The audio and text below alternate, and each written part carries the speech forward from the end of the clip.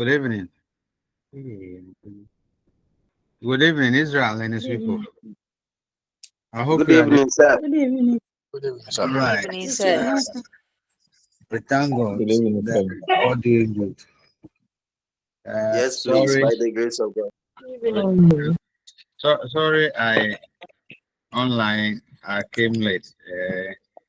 I just have to travel all the way from Kumasi because of this class. But thank God that I'm in. Yes, early Christian history. Let me introduce myself. I'm Idris Shaibu Adam. Yes, I the facilitator, but along the line, maybe my boy will take over. But I want to I'll communicate that to the authorities. Yes, I'll communicate that to the authorities. Uh, well, after the after our discussion, I'll forward the course outline to you. In fact, my hands have been so tied that I have started. I'm working on the slides, but I've not finished. I've not finished. So let's see. Maybe hopefully within the week. Today is Monday. God willing, maybe I don't want to promise, but within the week you will have the slides. You have all the slides. So you are on the safe hand. Don't worry. So you have the slides so that you're able to read ahead before you come online, and then it will be we'll have a smooth drive. But before then, when we talk about early Christian history, what actually does it entail? That is what we need to talk about, so that I will get you the course content or outline later, and then the slide also will follow later within the week. Go really right. Basically, the course is about the survey, and here the survey is historical survey concerning the emergence of the church in Palestine. In the midst of it, the church faced challenges, but in the midst of the challenges, the church was able to strive. And within the first 500 years of its existence, the church was able to penetrate to the upper classes or upper class of the Greco-Roman world. So we'll be looking at this and then some of the challenges that the church went through. Of course, apart from looking at the emergence of the church worldwide, we would take into consideration the issue of the church in Africa. Why do we have to get to the issue of the church in Africa? This is also very, very important. Yes, so we will navigate our way from Palestine, then we will get to Africa, and specifically, we will be looking at North Africa. We'll be looking at North Africa. And this is very, very important to me. Why is it important? It is important because, you know, there is a perception that it was the Europeans who brought Christianity to the African. And I think I cite with Kwame Bediako, Lamin Sane, Mbiti, John Mbiti, and the rest, that is a wrong impression. That is a wrong fact that were given to us. Whoever wrote that history uh, did not do Africa good. Do not do Africa good, because there's a lot that history has been twisted to favor Europeans, or it was European bias. Now we want to erase that negative erosion, or that wrong impression that has been created. Yes, so we want to erase that, and then we'll set the record straight.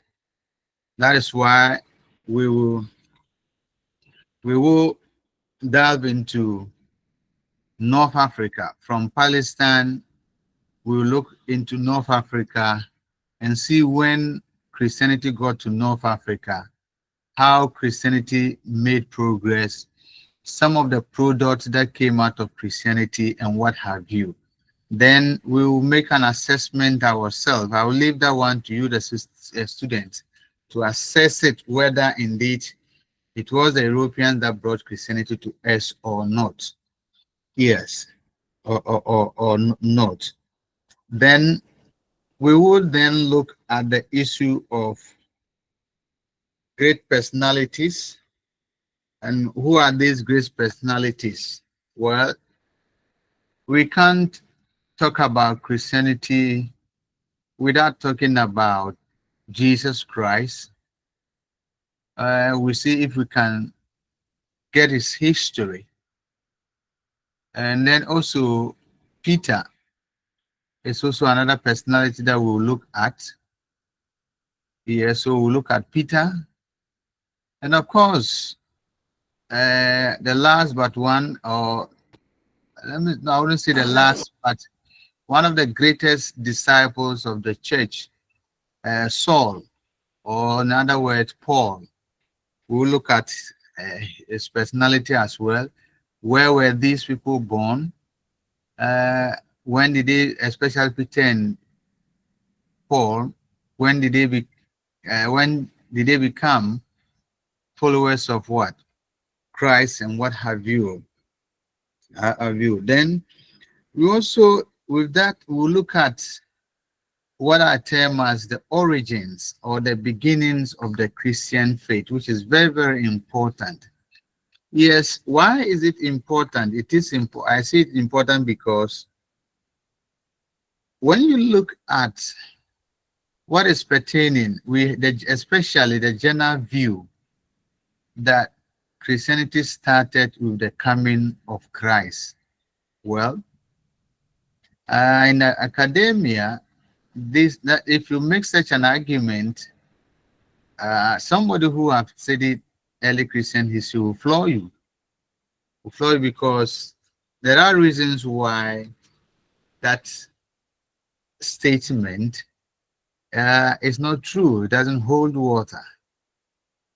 So we'll be looking at the origins. Of course, I know that in the church and in some books, Christian-related books like CRS and whatsoever, they'll tell you that Christianity started generally with the coming of Christ, but that is not true.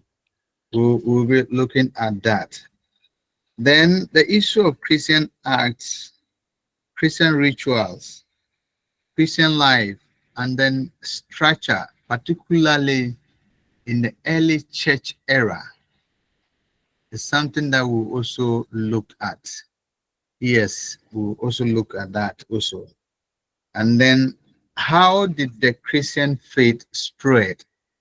From where did it start? From where did it spread to? So we're looking at some of the places that it spread to, and of course, one of the key area that I want us to look at is in terms of North Africa, how it got there, and then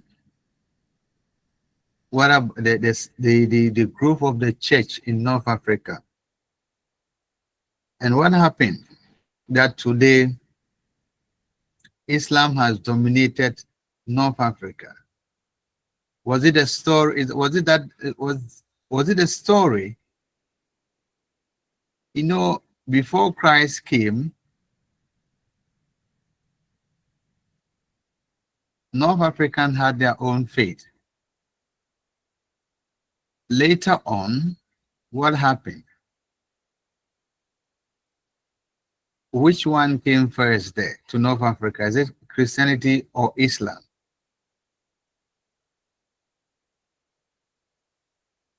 Christianity was there first, and it made a lot of strides in North Africa.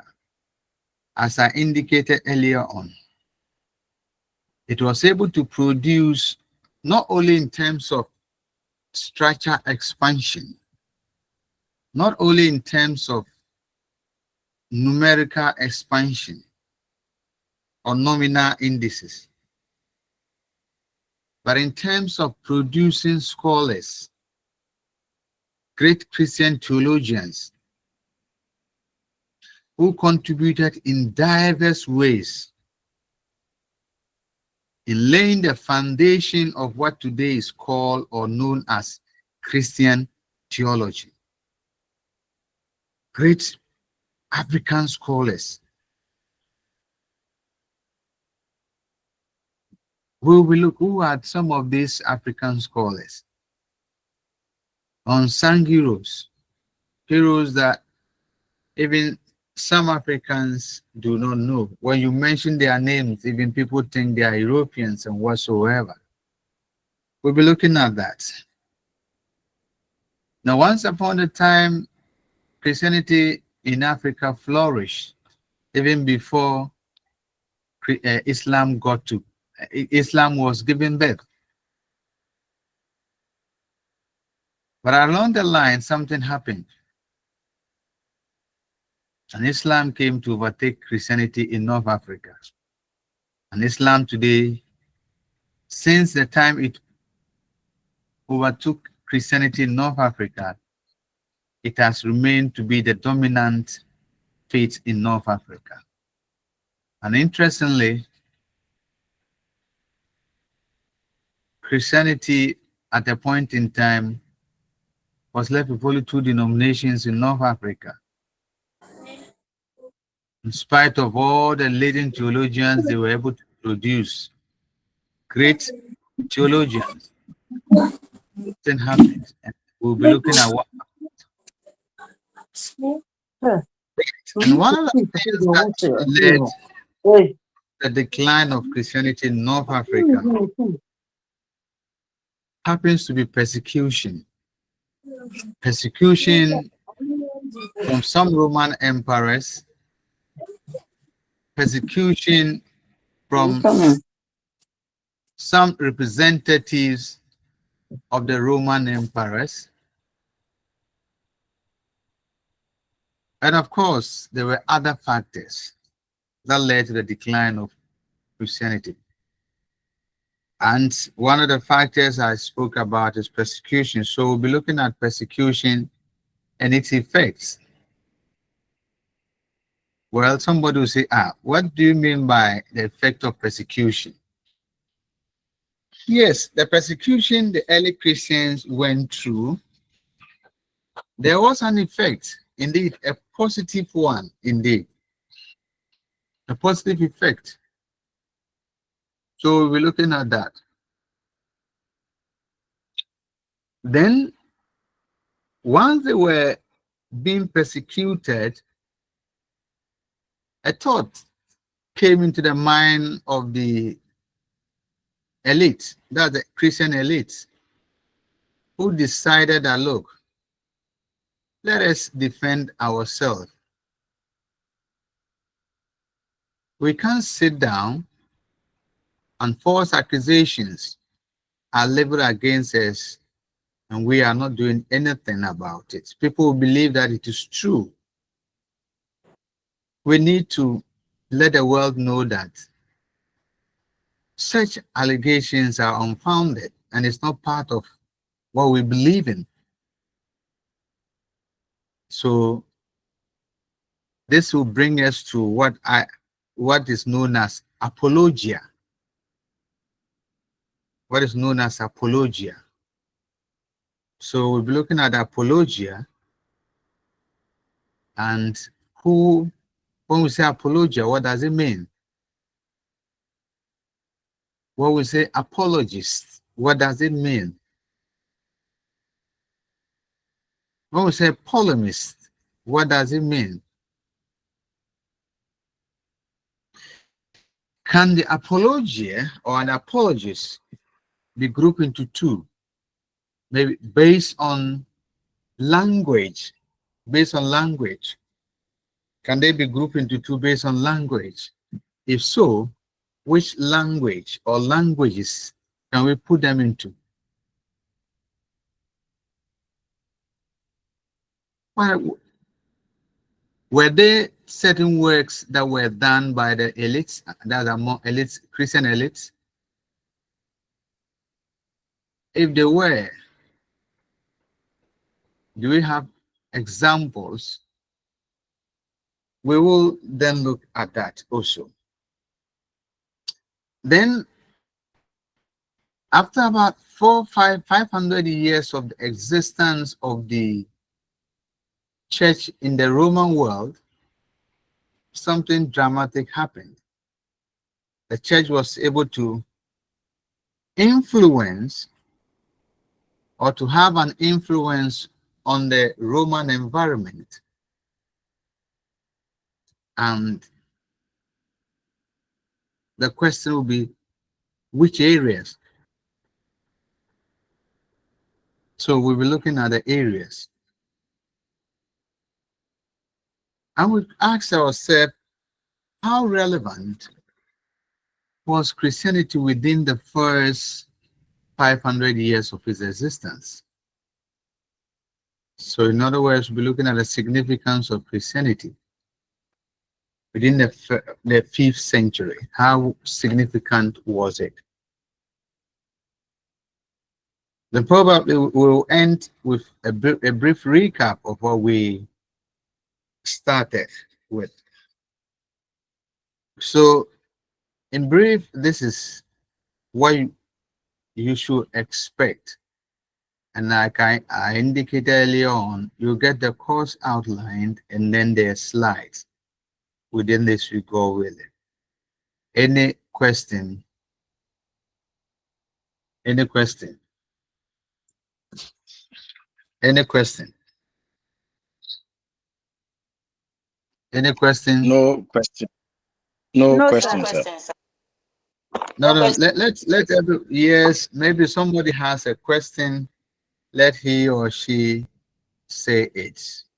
Feel free. It's not going to be one-way traffic where I do the talking and students just do the listening. They don't want to talk. No, I am not that kind of teacher. I prefer to have an engagement all the time with my student. So feel free, if in the course of teaching, if I'm going speed, let me know. If I'm going slow too, let me know, because I'm somebody who speaks fast. By nature, I speak fast, but I decided to slow down. By nature, I speak fast. That is how I am. So if sometimes I go fast, you can draw my attention to that. I can draw my attention to that. So, okay. Stephen, I can see your hand up. Yes, Dr. Sharu. Good evening. Evening, Stephen. Yes, my question will be on the Christianity starting in the North Africa and why there was that drastic decline and even left with just two of the churches in the North Africa. What might have accounted for that? Right. You know, Stephen. Thank you. Thanks for the question. What I just did is to whet your appetite. Right? What I just did is to whet your appetite. Rightly so. So let us exercise patience. When I get to that place, I will answer your question. My presentation will provide answers to your question. Let us not jump things. Right. So let's exercise patience. We'll get there gradually. We'll get there gradually. Now, I have a question for the class. Okay. Mauli, Leke F1. Yeah, yeah, good you say. Good evening, Leke F1. For Sheriff, thank you, sir. I'm amazed this evening to hear that Christianity came to Africa through what do you call it, the North Africa, not the Europeans, as we all know. I'm amazed to hear that.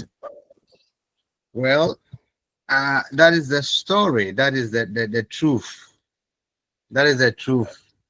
I don't know what to say, but that is the truth, Maxwell. That Africa, you'll get to know in the course of the presentation that some Africans were disciples of the early church, and there is some historians even believe that there were some Africans who were disciples of Christ's disciples. So just like in the case of Stephen, let's exercise patience and let's get there so that we'll unravel the mystery one after the other. Right. So we'll unravel the mystery one after the other. So exercise patience. We'll get there and you'll get to know more. Right. You'll get to know more. Right. Let me ask this question before I forget.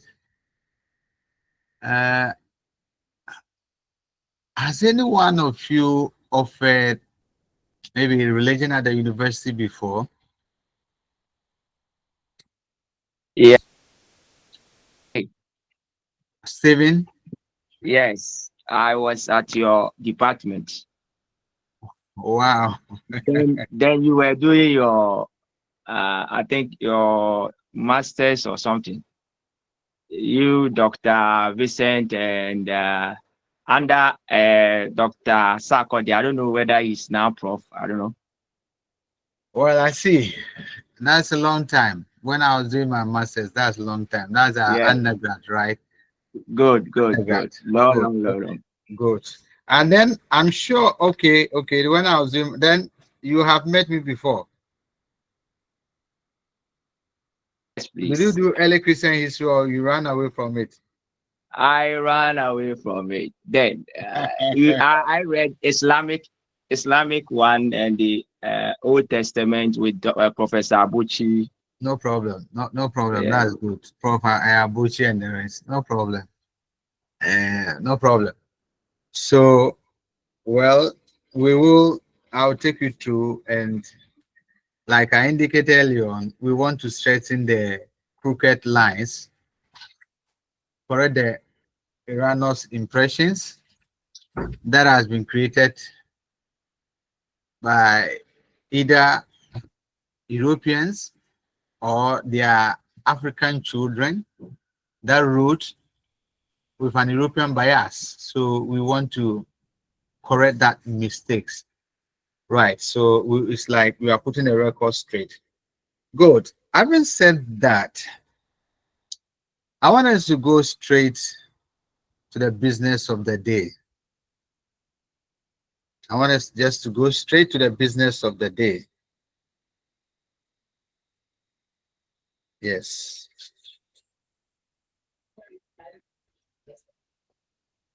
Let me ask this question.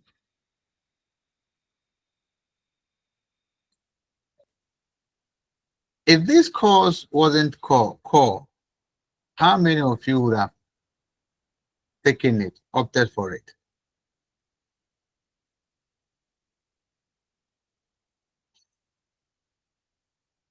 How many have opted for it?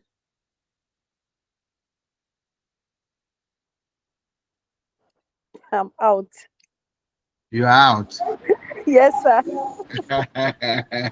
Why are you at charity? Sir.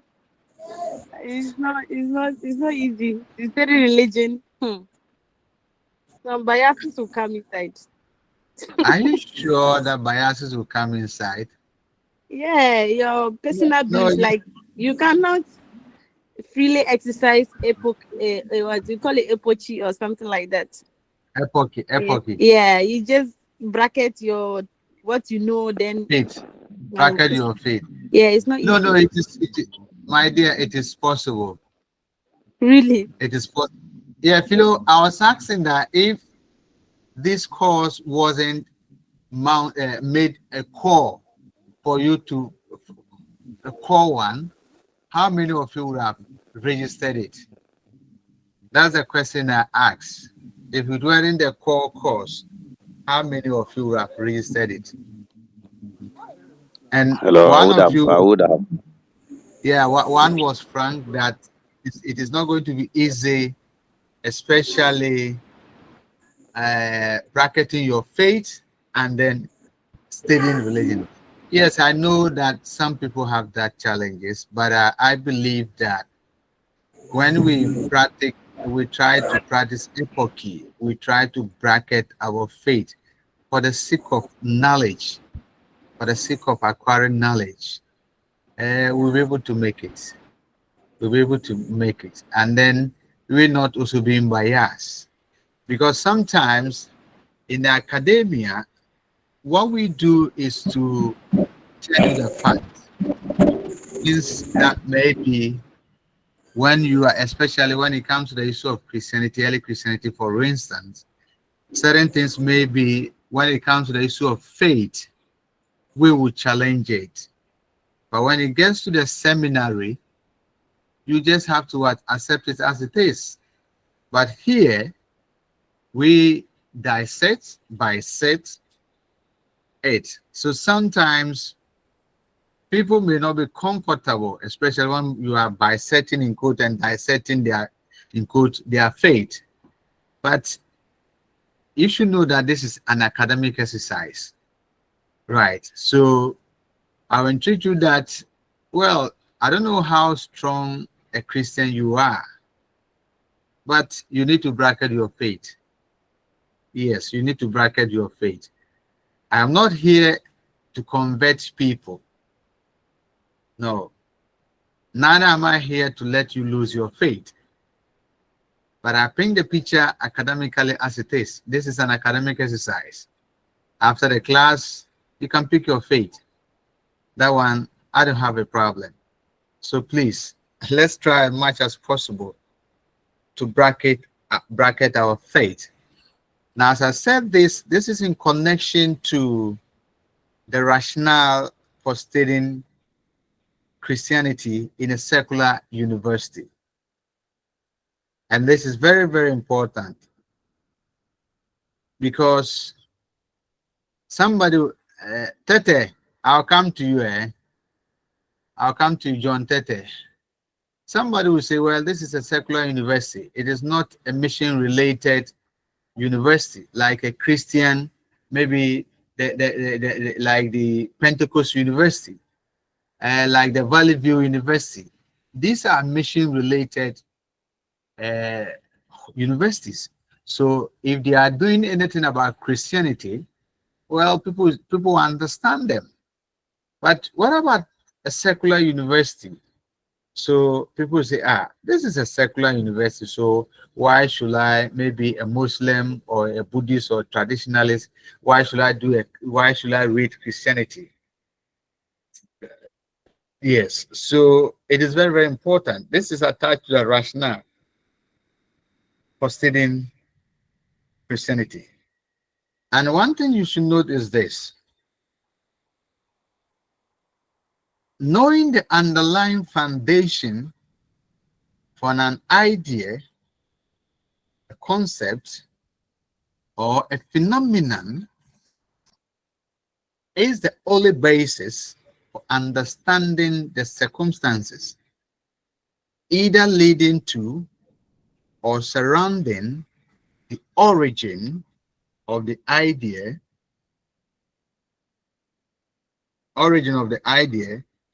concept, or phenomenon. Now, this is likely to lead to a better appreciation of such an idea or concept or phenomenon. Additionally, it is significant to note that the rationale for studying a course is indispensably related to its nature. The point is that the latter determines the former. The latter determines the former. The former.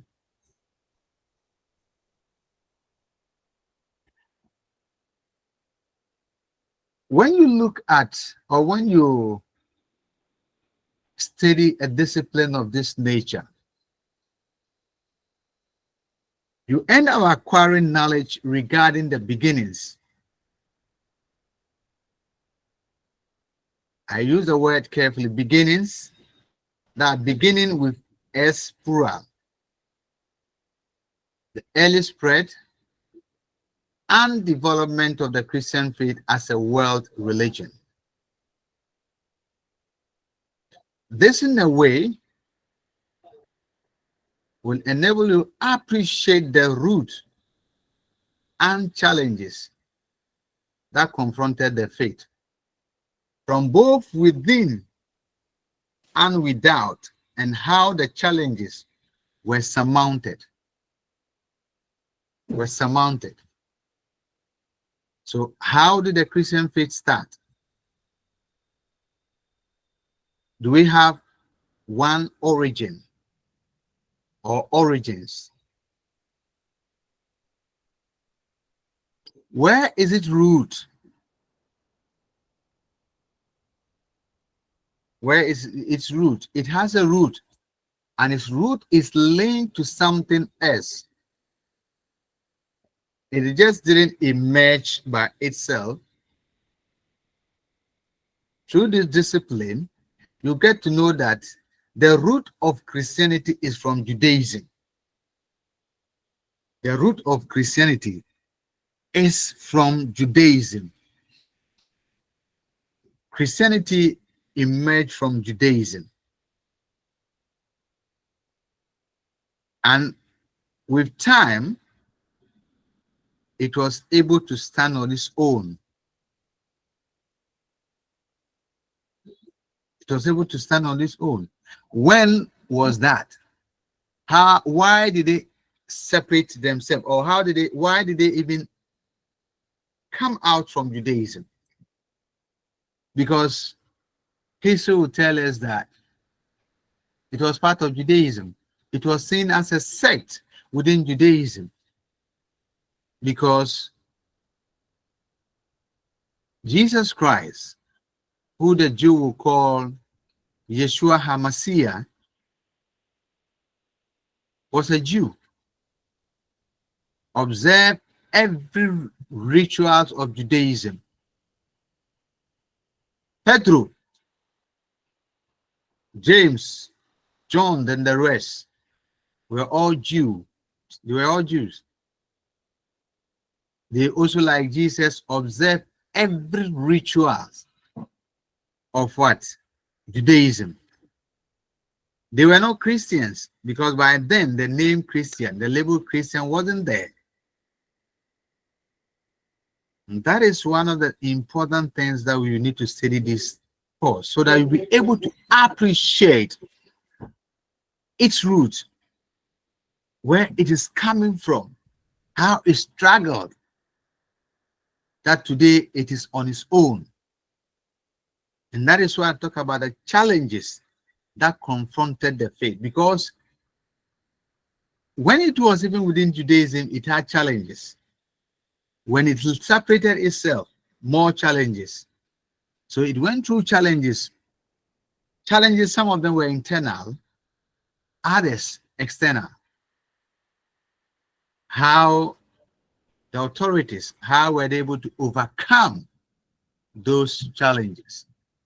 You'll get to know it if and only if you study a discipline of this nature.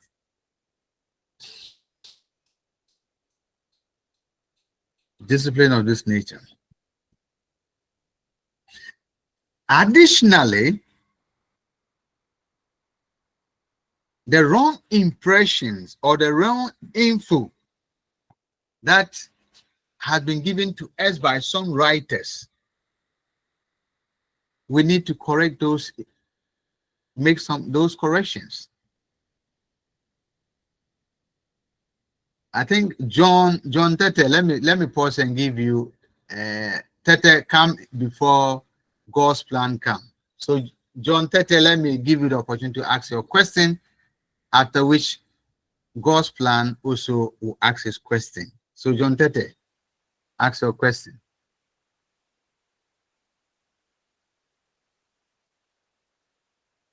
John Tete, I'm waiting for you to ask your question. If not, yes, Tete. It was a mistake, sir. Don't worry. Okay. God's plan, I can see your Anna. Very well, sir. Right. Thank you, sir.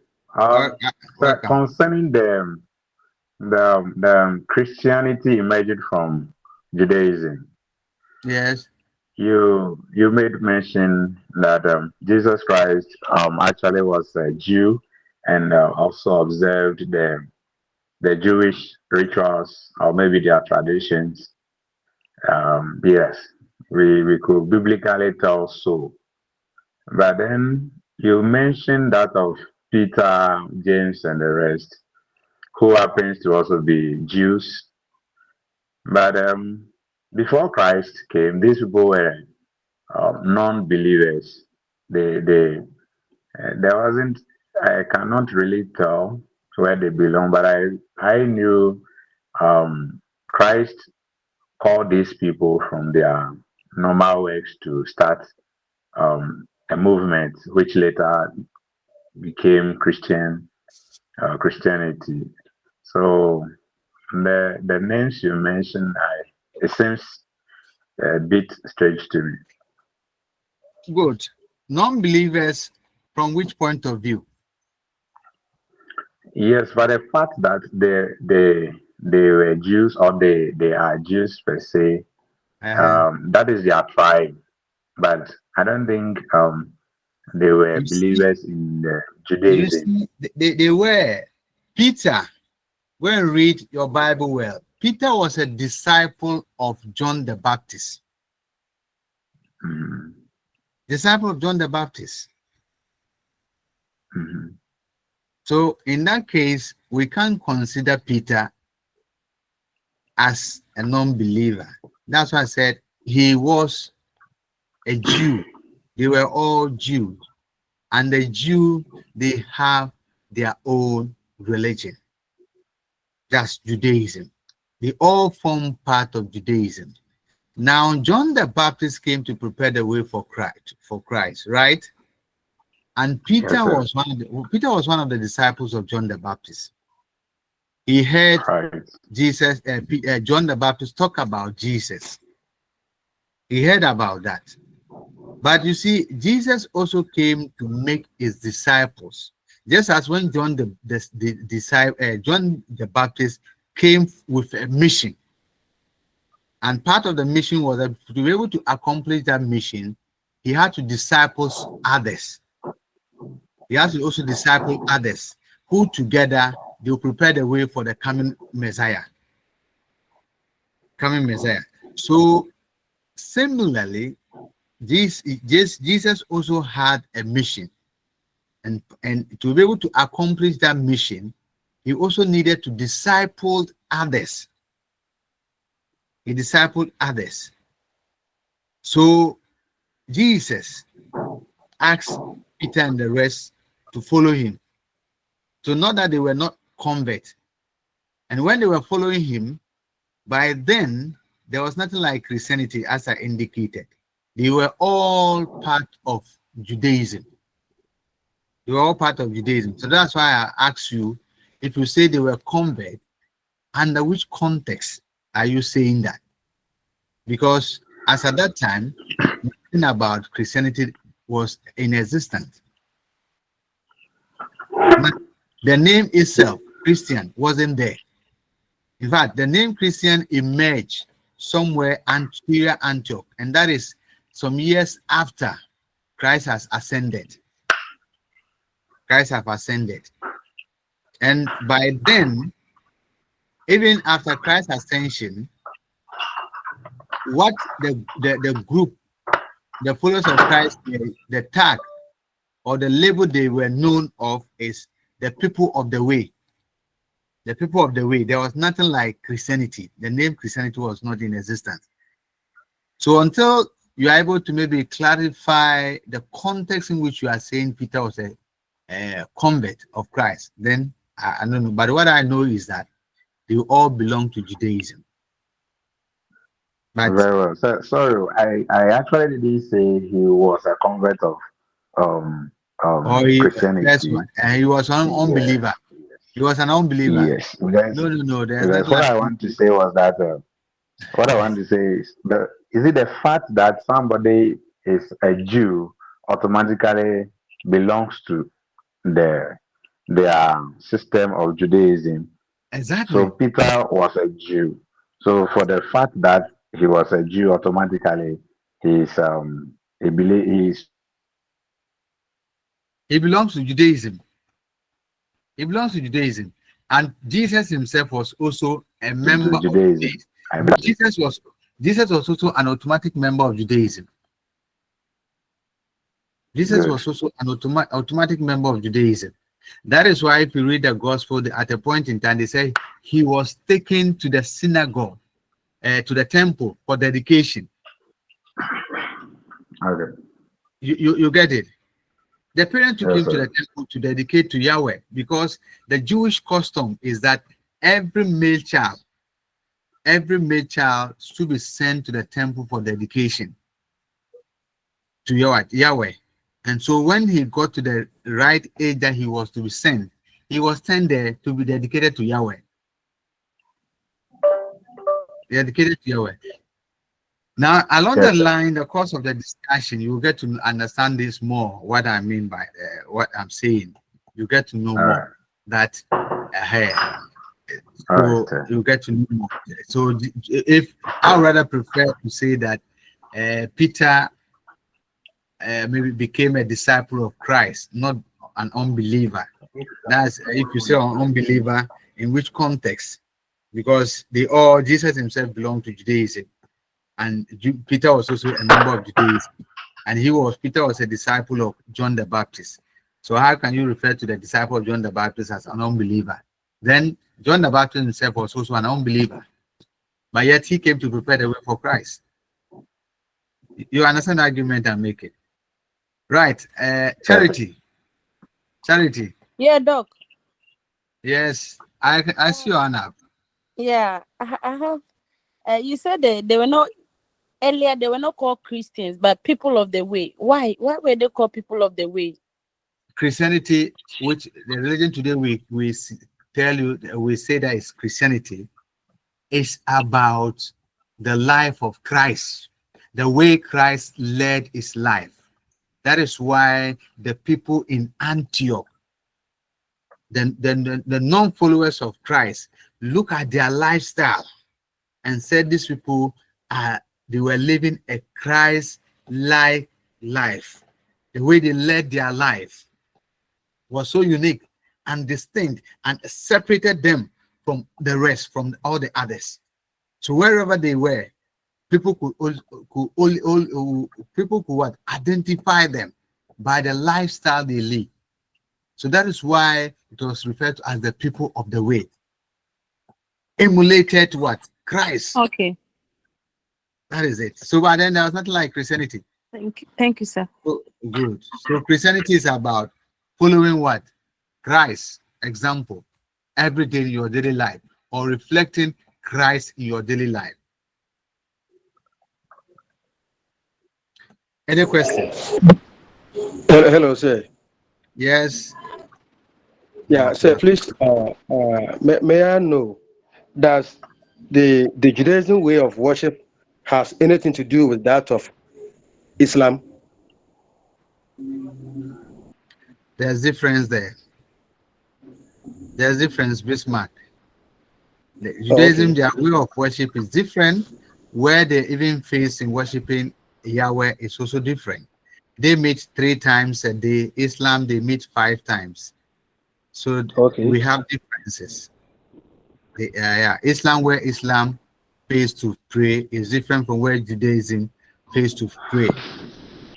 Right. So, but initially, if you go to history, they will tell you that when Islam emerged, they had wanted to face the same direction as the Jew people face when they are praying.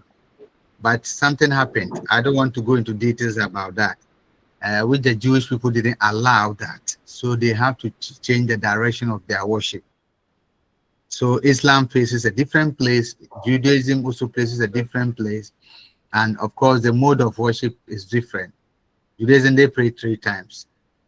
Islam 5 times. So there are differences. Right. Any other question? If not, let me continue. I was saying that additionally, when one understands this course, one is able, or the course will aid the person to be able to correct certain facts that have been distorted and still exist among a lot of people. It has existed for centuries, and even today, some of us still believe that. For instance, the general belief that Christianity started with the coming of Jesus, Yeshua HaMashiach, who is recognized as the fountain of the faith. Again, the general belief that Christianity was brought to Africa, and particularly North Africa, by the Europeans. This is also a wrong information that has sunk into some of us our head. So when one goes through this course, these and other wrong impressions or wrong info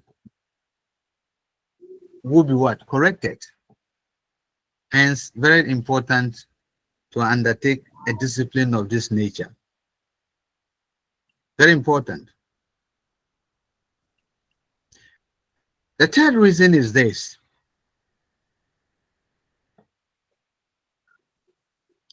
It talks about how Christianity has and continues to influence the world.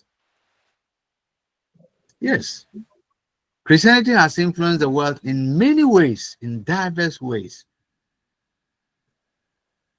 Even within the first 500 years of its existence, within the Greco-Roman world, it has influenced in many, many ways, which is one of the areas we'll be talking about. So I wouldn't like to talk much on that. We'll get there. Positively, even individuals' life have been influenced. People who once lost hope, when they came into contact with Christianity, things turn around for them. Christianity has transformed people's beliefs, traditions, and values. And in so doing, it has given hope and aspirations to the hopeless in life. And this is especially so when we look at the Western culture. You see a lot of influence of Christianity there. And this was so because when the Roman Empire collapsed,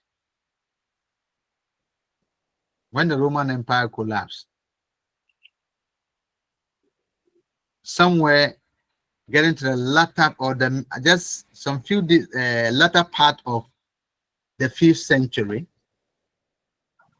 the collapse of the Roman Empire brought a political vacuum. And that vacuum was filled by the church. That vacuum was filled by the church. And the church was able to influence Western Europe in many ways. So studying a discipline of this nature enlightens you concerning how the church has influenced belief systems, traditions, value systems, and what have you. Value systems and what have you. Then maybe let me end with this. The student is able to be aware of the challenges that confronted the faith in its early stages of life. And the challenges could be categorized into two. Those emerging within the church itself and those coming outside the church. And how the early church was able to overcome those challenges.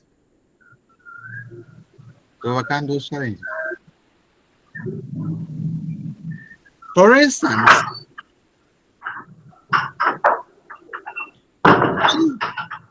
the faith finally decided to part ways with Judaism. It has no structure in terms of administrative structure. There was no head. There was no head, especially after the demise of the early disciples. After the demise of the early, even before the demise of the disciples, before the disciples, the demise of the disciples, the group or the people of the way had what? A head. Peter was the head. But when the disciples died, and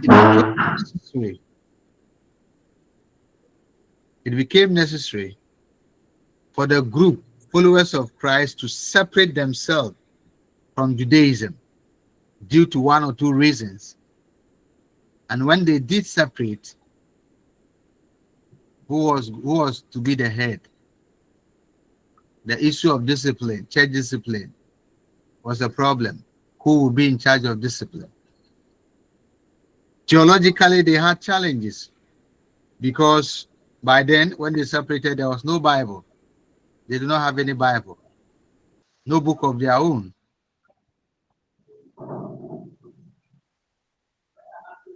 So the pieces of gospel that were spread around, people read it and interpret it the way they wanted. And even the members had challenges in understanding scripture, let alone the external challenges that were coming. This is the cause that will open the lead for you to understand some of the challenges that came and how the challenges were surmounted. And one thing that is very, very important in history is we go to the past, look at what happened, and see how best we can learn something from it, use it for the future or a present and the future. So, learning from the past, we see how some of the challenges that early church met and how they were able to overcome those challenges, which of course it would be a very nice thing for the present church to also emulate. Right, any question? Any question? Any question? If no question, then I move. Charity, I can see your hand still up. Yes, Doc. You have a question? Yeah, I have a question. You said the church was confronted with so many with challenges, Yes. and the challenges are to some. One is in the church, and the other one is outside the church. Yes. And you mentioned the demise, like the one of the challenge is the demise of the disciples brought about, like no one to head them or no one to disciple them. Yeah, the demise of the apostles also created a challenge. Yeah, and there wasn't a Bible, and Okay. even the members understanding the scriptures were like that was a difficult task or a Yes. difficult thing for them to understand. So Yes. is it in the church? Is it something that was among them or outside the church? It's within the church. Okay, so that's examples within the church.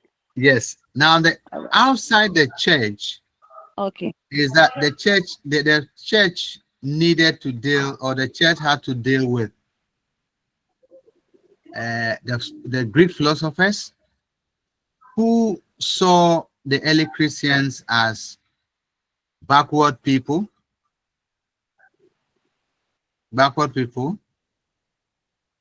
who saw the early Christians as not human beings, cannibals,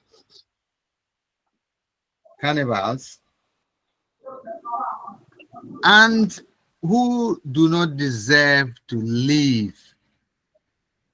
Why were the Christians considered as cannibals? There are reasons to that, which we'll be looking at. But let me just give you maybe something small on that. They were considered as cannibals because, one, those days, at the point in time in its history, particularly when they separated from Judaism, they were persecuted by some of the Roman authorities. And there was one Roman emperor by name Emperor Domitian, who outlawed Christianity, made it a forbidden faith, that is religio illicita, a forbidden faith. So if you were caught that you are a follower of Christ, the state will deal with you. And as a result of that law, the Christians could not worship during the daytime. They had to worship around 1 or 2 a.m. when everybody is assumed to be asleep. And they had to fellowship at catacombs. Do you know what a catacomb is? It's a burial place, a cemetery. They met at cemeteries. I know how, I mean, look at the tomb of Christ. You know that the tomb where they close it. It's underground.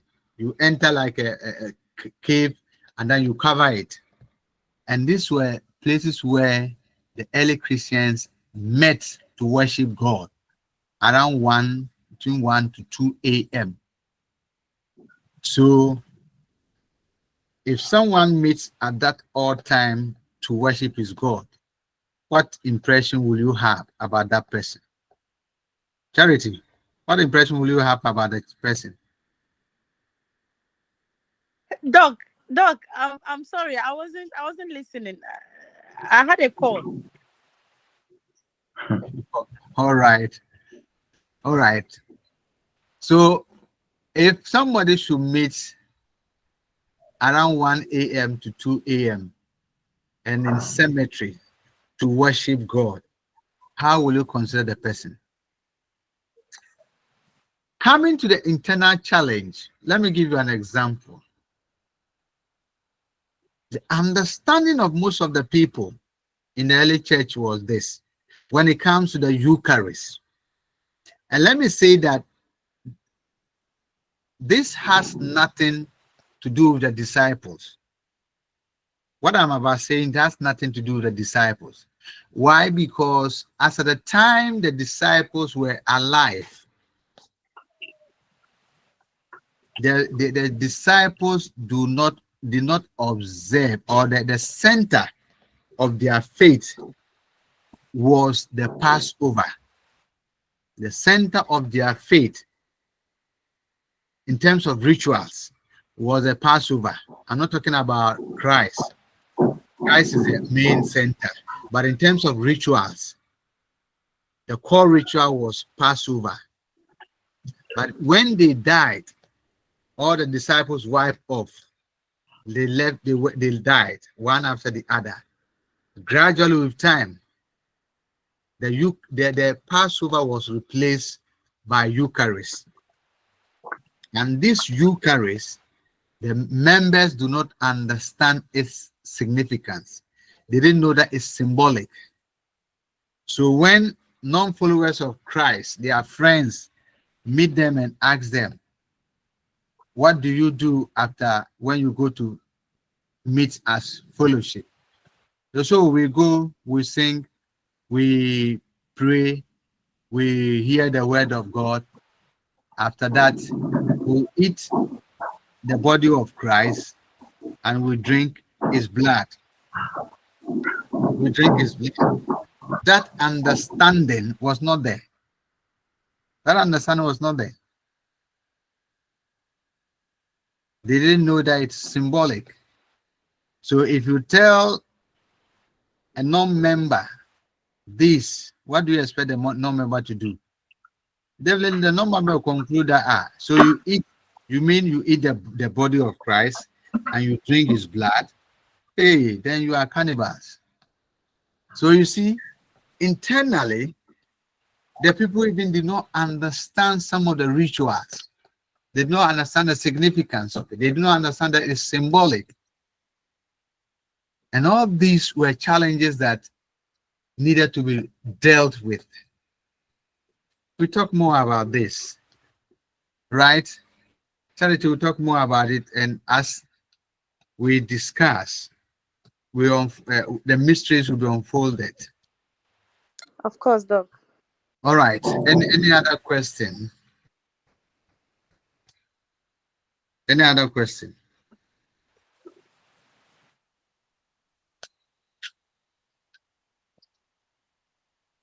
Doc, Yes, please. I want to ask, if the Passover was changed to the Eucharist, is it all the churches or all the denominations that had this Eucharist that had changed the Passover ceremony to Eucharist? I don't, because I Well, believe that some churches still do this. Passover. Yeah, this Eucharist something like they cut the Romans and other Pentecostal churches. For the Romans, the Pentecostals, in fact, all the churches that you mentioned, it is the Eucharist, no more the Passover. In fact, the Passover was replaced with the Eucharist somewhere the 3rd century. It was replaced somewhere in the 3rd century, and by then, all the disciples have died, have gone. And the center of the movement moved from the the Jewish world to the Greek world. The Greek world. So 3rd century, the Passover was replaced with the Eucharist. And not only that, there was quite a number of changes or modifications that were made. I'm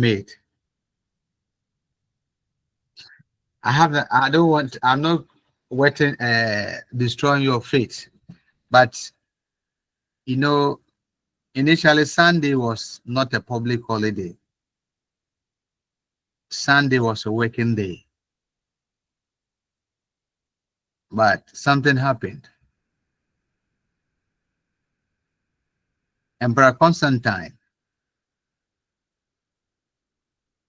came on board, became the Roman Empire, a sole Roman Empire, and wanted to unite his people, so, and to, in a way, sever the relationship between Christianity and Judaism. The Saturday was changed, or followers of Christ were made to worship on Sunday. So Sunday was declared a public holiday. But initially, before Constantine became the emperor, Sunday was not a public holiday. I say holiday. Yeah, it wasn't a statutory holiday. It was a working day. So Constantine came somewhere 320 CE that he declared Sunday as a holiday, a non-working day, so that Christians will now fellowship on Sunday instead of the Saturday. So a lot of things have happened. Right. Should I carry on? Okay, I'm Doc. asking. Yes, please. Yes, please. Yes, sir. Yes. You may carry on. Right, good. Let's come to another issue. We are doing church history. So I ask the question, what is church history? What is church history? Any idea? Steven, what is church history?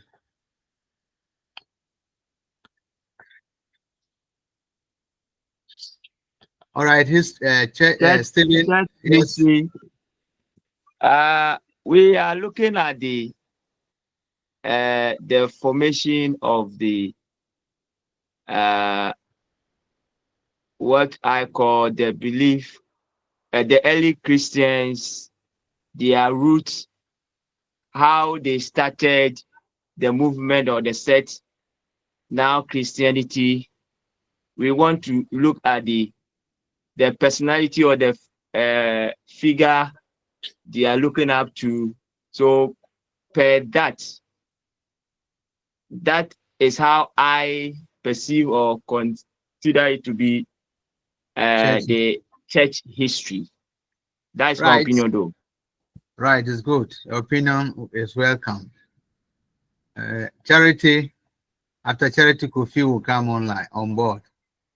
So Yeah, Charity, yes, please, Charity. When you say church history, we mean to study the evolution of the church from the earliest time to the present time. Okay. Kofi, what is your understanding? Yeah, thank you, sir.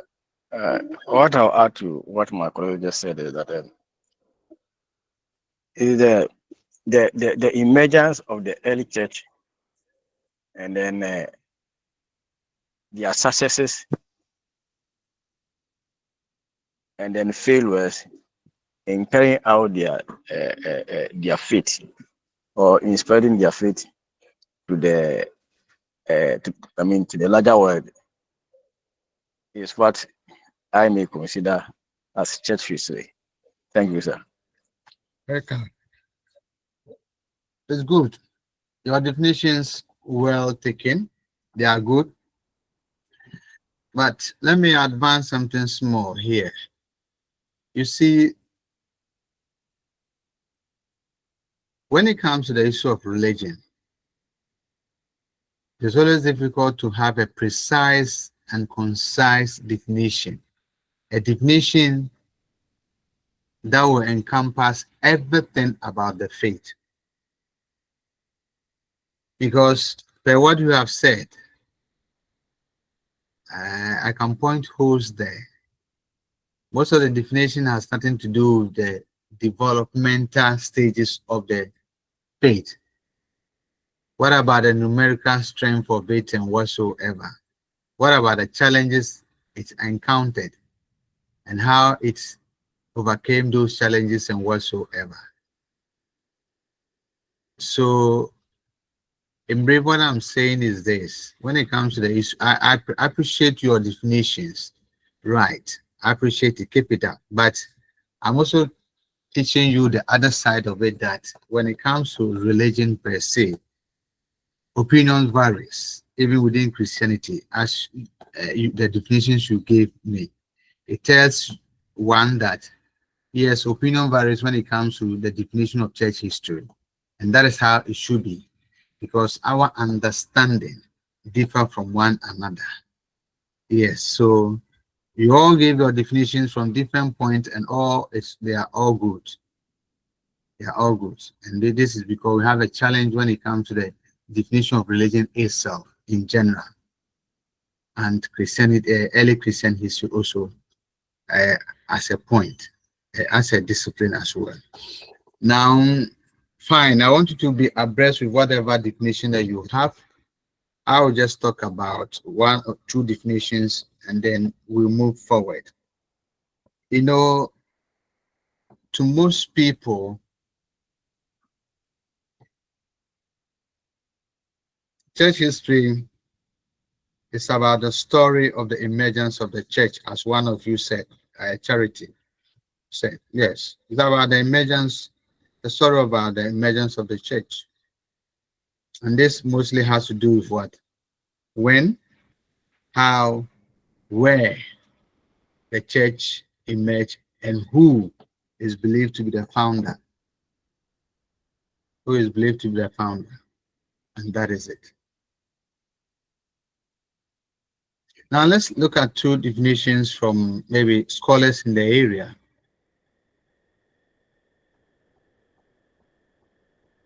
A.M. Greenwick and A.M. Herman, in their book entitled The Story of the Church, which was published in 1985, think that church history is an account of the church's success and failure in carrying out Christ's Great Commission. In carrying out Christ's Great Commission. And this is in line with Kofi's definition. Kofi's definition. Now, you realize that this definition is limited to the mission of the church. It's limited to the mission of the church. Let's look at another definition. And this is by W.R. Downing. Downing is saying is that church history is a study of the history of Christianity or the Christian religion. So if you look at this definition, it concentrates on the story of the Christian faith.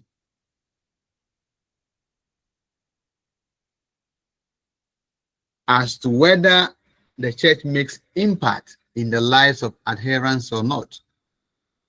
That is not the focus of especially the two definitions. And as I indicated earlier on, the definitions are silent on the various trends when it comes to the development of the church.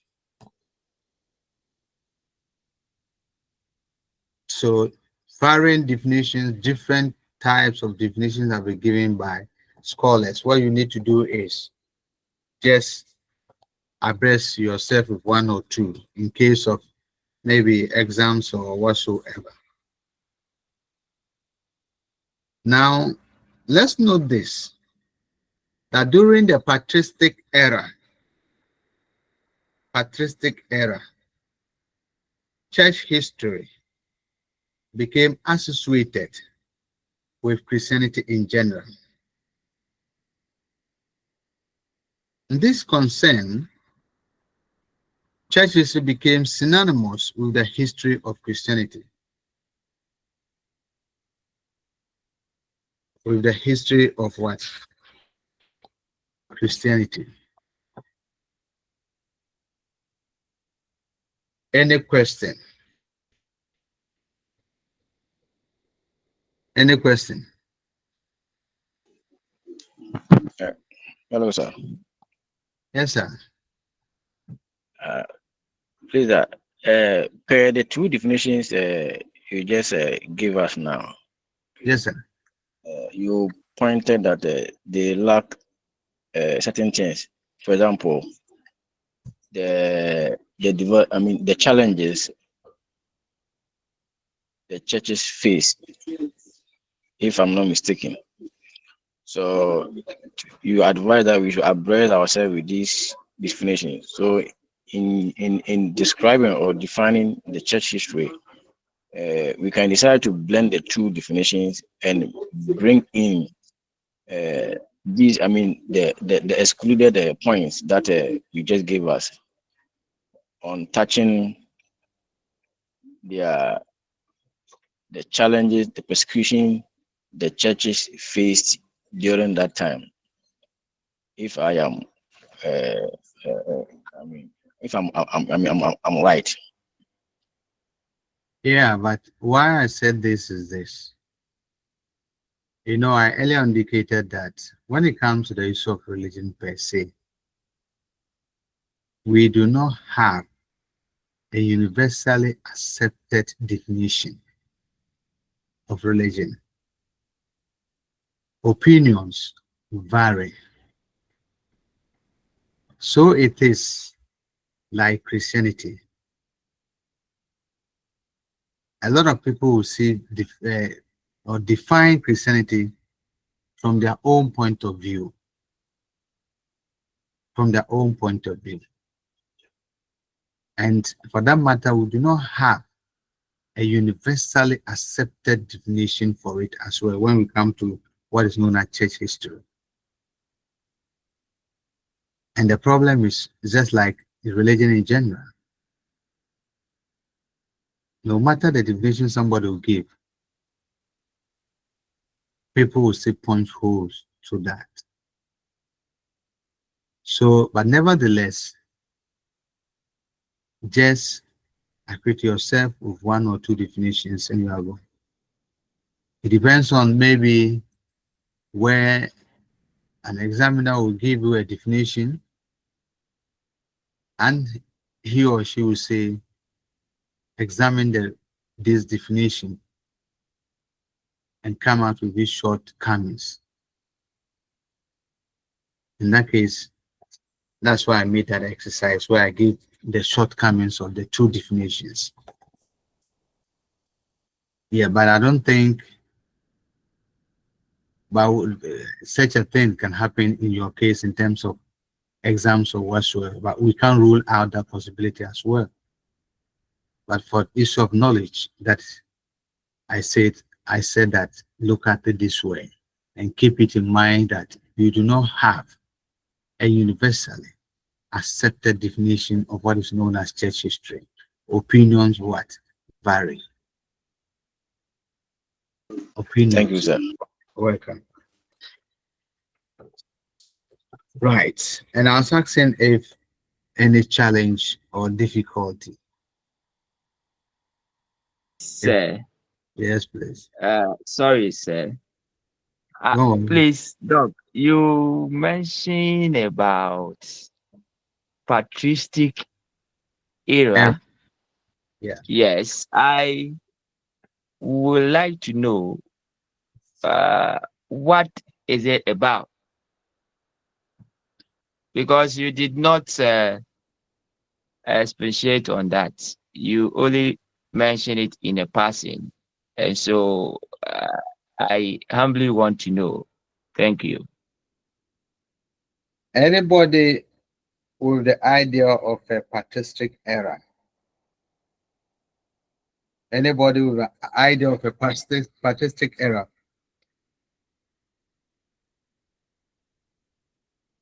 Anybody online?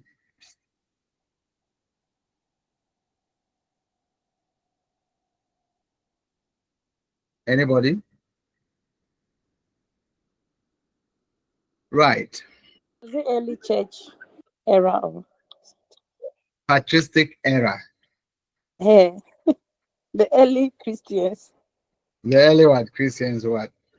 Anybody to try? Early Christian era. The early Christian era. Any other body? Any other person to try?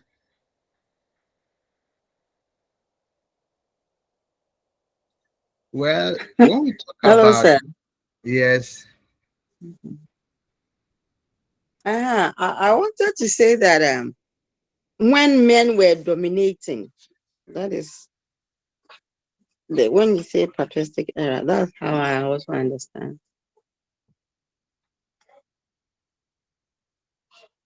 Or maybe well, when the disciples were there.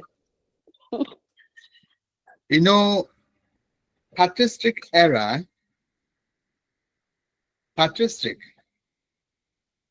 comes from the Latin word pater, comes from the Latin word pater, Pater, which when you bring it to English, it refers to a father, Father. And this designates the period of the church fathers and the distinctive ideas which they brought on board to help shape Christianity. To help shape Christianity. So in church history, we have what some of them, some historians refer to as church fathers. Church fathers. And these church fathers brought their knowledge on to bear on the Christian faith to help shape, to make Christianity what it is today. And particularly to make Christianity sound more philosophical. More philosophical. And that is what I mean by the patristic era or period. And it was a period of, we can even add that it was a period of creativity in the history of Christian thought. In the history of what? Christian thought. I hope that is okay. Very much too. Thank you. Welcome. Right. We continue. No question. Any question? All right. If no question, then let's move to something that is very, very important when it comes to church history.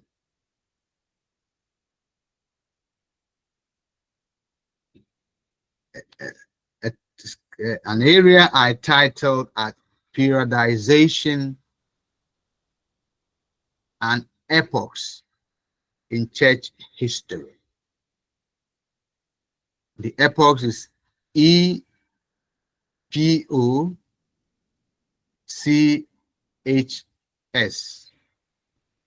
I repeat, EPOCHS.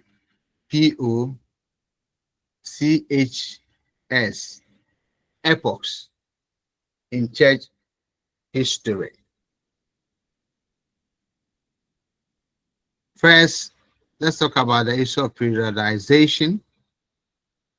Then we look at the epochs later. Then we'll end up with, when we say church, when we say early Christian history, which period exactly are we referring to? And this is because it is very, very important, because we need to situate the title, Early Christian History, within a particular context. Within a particular context. So we'll end up by situating the period, or yes, the period known as early Christian history within a particular context. Having said that, let me move to periodization. When we say periodization, what are we referring to? Anybody? Times. Time? Yes, Doc. All right. Charity, that's what you are saying, time, okay? And then what else? Anybody? Yes, please. I think it's putting, I mean, taking records of previous events, if I'm not mistaken. Taking records of period, what is that? Previous events? Yeah, previous events, like history, account of history into I think I'll end here. Good. I think I'll end there. Well, I partially buy your idea, partially, because you needed to add one or two things to to your food, so that it becomes so delicious. In quote.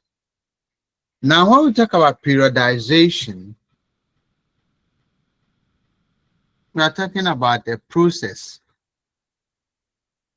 of categorizing recorded events of the past into discrete, quantified name blocks of time in order to facilitate the study and analysis of history.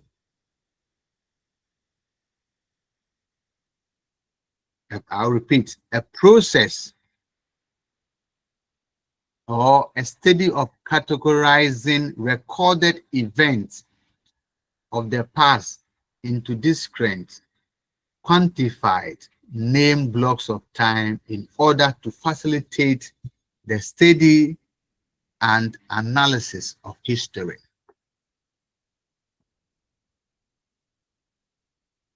Take, for instance,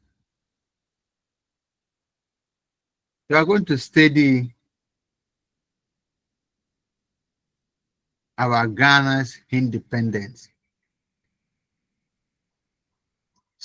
Going to study since the period we had independence, 1957 to 2025, about 60 plus years, a very long period. You want to look at the economic indicators or how the economy has fared from 1957 to 2025. This should give more than 65 years. Now, if you lump everything together into one period,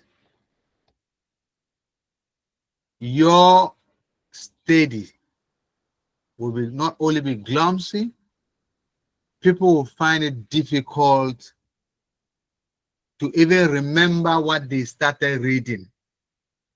Maybe when they get to the middle of your story or narration, they may even forget what they started. Because you are taking it from 57 to 2005 to 2025. But when you look at the period from 1957 to 2025, how many years? You get about 67 or 68 years.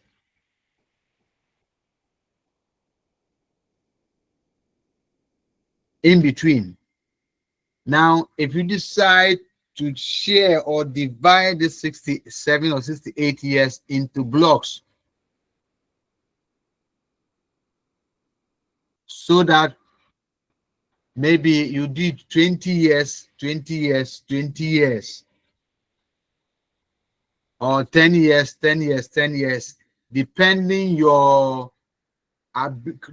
on your ability to absorb things and the way you want things to be facilitated in concerning your analysis.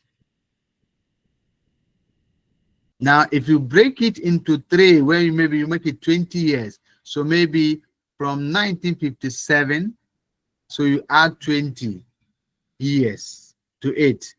Then another from 1958, what is it? So 1957, 20 years will be how many? Let's do some maths. So if we have 1957 plus 20, 1977. that will be 77. That will be Yes, 77. Yes, Good. please. So one block will be from 1957 to 1977.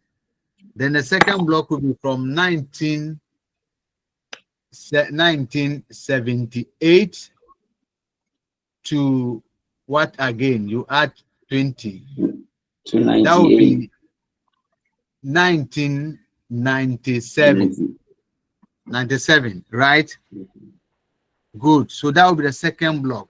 So from 1998 to 2004, 2024, that will be the third block. When you put them into such blocks, it becomes easier in your analysis. And there you can even study the features of certain economic indices.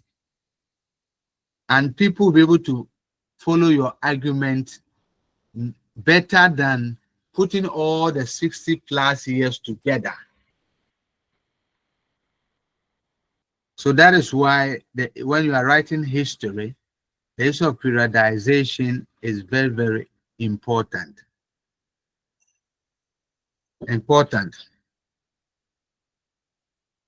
So the point is this: the descriptive abstractions will provide a convenient terms for period, coupled with what? Stable characteristics. So that you know that the first period, 57 to 77, maybe these are the characteristics. The next 78 to 1997 we also have maybe different characteristics, and the last group may also have different. And like I indicated, once that is done, reading and absorbing becomes easier as compared to you working everything, all the 60 years plus together. So periodization is very, very important. So in history, we can categorize history maybe into three: ancient history, Middle Ages, and modern age.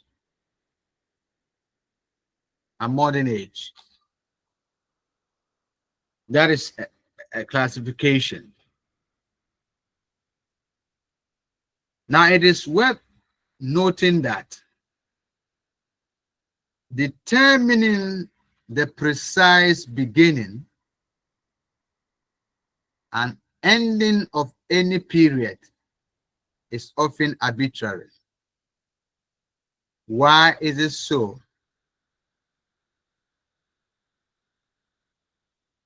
It is because history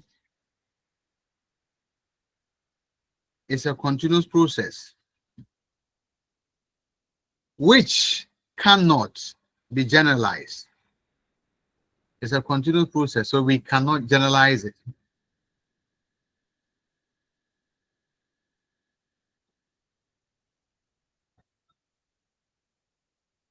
So it's always difficult to determine that this period started from this or that. Let me ask you this question. When did the COVID-19 start in the world? When did it start? 2019. What? When did it start? 2019. 2019 in China. Are you sure it's in 2019 in China? No, sir. Looking Yeah, at it the depends. period, It depends it said COVID-19. So the period is attached to the coronavirus. That is the indicative factor that it Good. started. Good. But I can tell you that WHO do not give us the correct period. Why am I saying so? Go to online. There is a film about the coronavirus. The film is titled Deadly Plague. Deadly Plague. Find out when the film was produced. Then you realize that coronavirus has been in existence more than the 2019 you are talking about. Because in the Deadly Plague film, all the indicators when one gets coronavirus, it was mentioned in that film. Everything about it was mentioned in the film. The film was produced more than 5 years before coronavirus publicly came out. So go and watch the film. Go and watch it. The next meeting, you come and tell me whether it is 2019 or not. Deadly Plague. That is the title of the film. It was acted about 10 years before 2019. You go and find out the time it came out. So when 2019, the coronavirus came, some of us were fortunate to have. I went to the net and I saw that film. And in the film, the symptoms and everything as it was indicated in 2019 was the same. There's no change. So if per the film, from my own perspective analysis, I came to the conclusion that coronavirus existed even before 2019. When you watch the film, at the end of the day, you make a conclusion. Do we also, another question I have for you is, when exactly can we say that coronavirus has ended in the world? When exactly? Yes. As we speak, it's still in existence. As we speak, it's still there. But back to the movie Deadly Plague, I think I've watched it before. The commentaries, I've watched it before. But could it be that it's a calculated attempt by the Europeans, or yes, just to should I say reduce Africa or something? I don't know. I'm just speaking loud though. But they themselves operate. Look at the number of people in Italy that lost their life, the people of Spain that lost their life. Well, I cannot say that it was a calculated attempt. I can't on that because I don't have any evidence on that. I do not have evidence on that. But if you have watched it, did you take cognizance of when it was produced? Did you look at when it was produced? When the film was produced? I will go back and watch it again. Watch it again, look at when it was produced. Yeah. And you realize that it was produced before, I think 10 years before, somewhere, 10 years before 2019. And that tells you that the virus has been in existence before 2019. So someone is not telling us the truth somewhere. The point I'm making here is this. Doc, Yes, please. Doc, Comfort. I also watched an English movie titled Mr. V, Uh-huh. and in that movie, um, a virus was cultivated and then sprayed at a particular place for Uh-huh. people to get affected, and Uh-huh. then vaccines were Produce produced, yes, to come to solve that problem. problem. Mm. I thought it was just for the sake of movie, but with this other one, Deadly Plague, then it means that it's reality, that some people really just cause trouble for us and they have the remedy. So at their own time, they come to solve the problem for their own benefit. Oh, yes, we have people like that. Why am I saying this? You see, this is of the internet. There are people who are specialists. Theirs is to create viruses. I don't want to go to the human side. I want to talk about the internet. There are people who are experts that they will spend years to create viruses to infect laptops and whatsoever. Then the same people will find an antidote to that virus, so that when they will first create a virus, after that they will spend another time to look for the antidote for the virus. Then when they are convinced with the antidote for the virus, then they release the virus. When they release the virus, people's machines and the people will have machines break down, internet related challenges and whatsoever. Then they will come out then, and so they have gotten an antidote to that. But if you want a solution, you have to pay and buy this and that and that and that. So it is there. So what we are saying, we cannot rule out that it is there. It's human. It tells us the kind of people some of us are.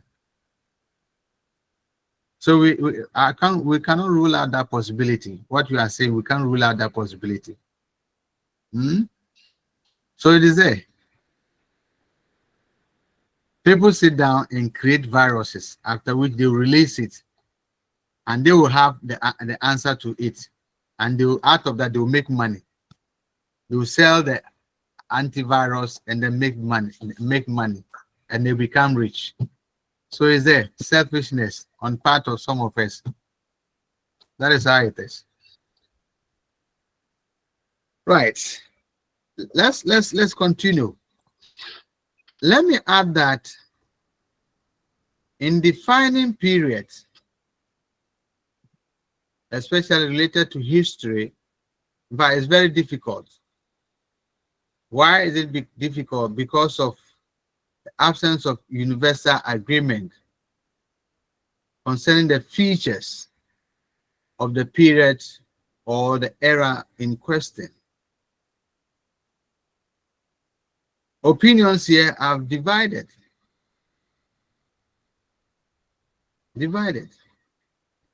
So even when it comes to the features of a particular period, you may see historians. This one agrees with this one agrees with that. Personal opinions. What do we do? It's there. So that's why we don't have a universal agreement concerning the features, so that when we are talking about an issue, then universally everybody agrees that, oh, these were the features that emerged those days. No, opinions vary, and that is the beauty of history, in studying history.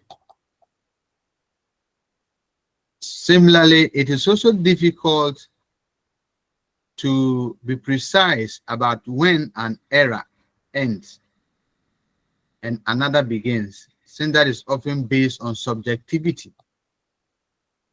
It's often based on subjectivity.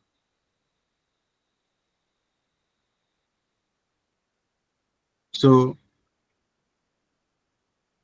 one person, a historian will say, no, this era started this period. Another person will say, no, it started this period. Why? Because it's subjective. Subjective. And as a result of that, there's no universal agreement on that. There's no universal agreement on that. Right? In spite of the challenges, in spite of the lack of universal agreement and what have you, one thing we should note is that without name periods, however imprecise things are, past events would be nothing more than scattered events without a framework to help us understand them. So the past event need to have a framework so that we can use that framework to understand the past event. So without the past event and the framework, understanding becomes a difficulty. That is why it is important to categorize them into periods so that we're able to comprehend.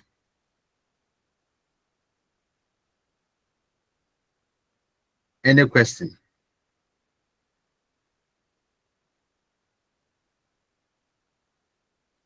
Any question?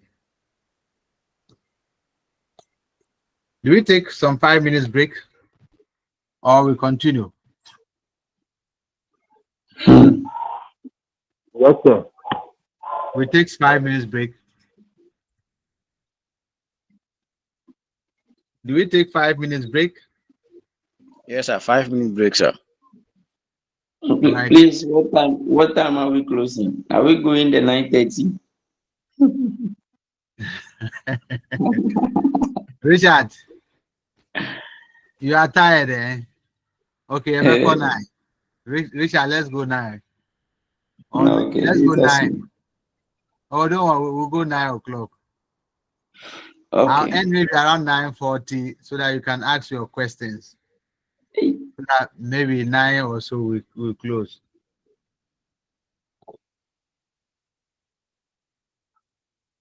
So maybe let's take 5 minutes break. Or you want us to continue so that we can close early? So let's take some break and we'll continue later. All right, 5 minutes break. 5 minutes break. So we can take some 5 minutes break. Right, so that we'll come back. We'll straighten our legs.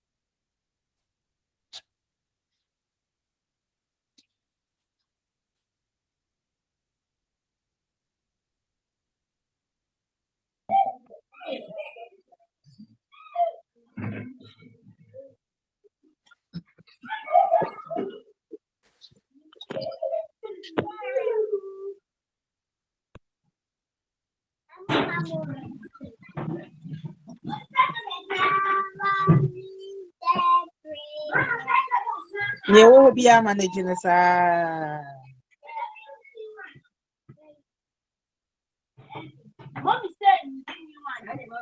Ruby, your mic is on.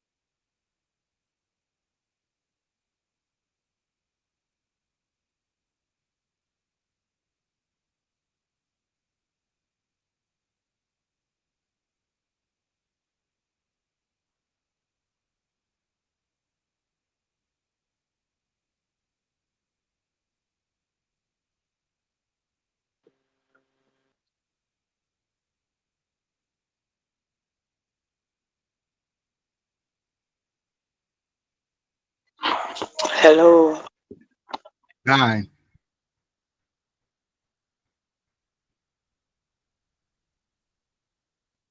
Hello is hello. Hi is hi.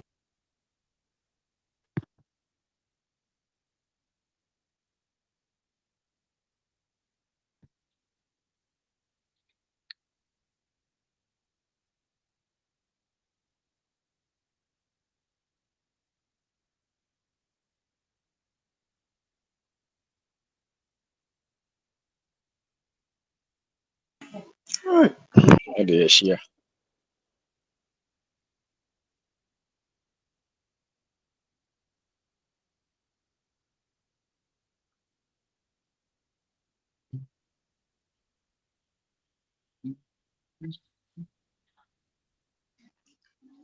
By the comfort, wotumi kasa wa wɔn nsa wɔ soro.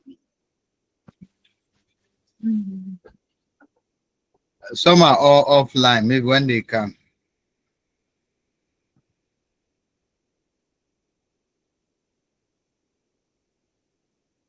Let's have maybe 2 minutes or so.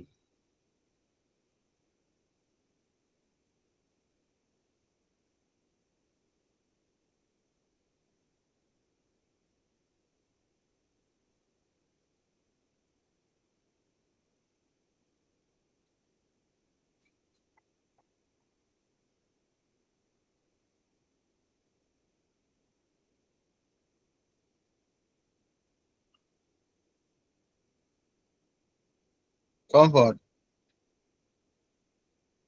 Comfort.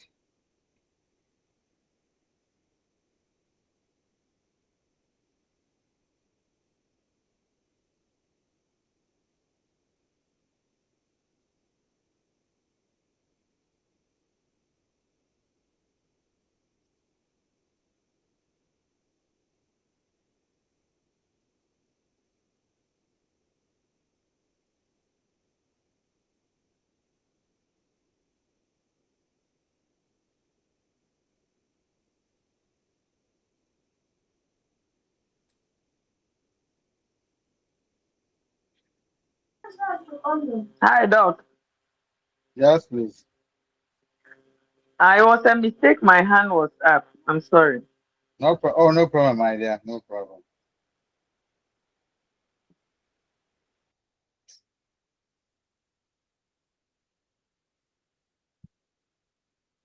We are waiting for the rest to come back on board. Just we have some 2 minutes for them to join.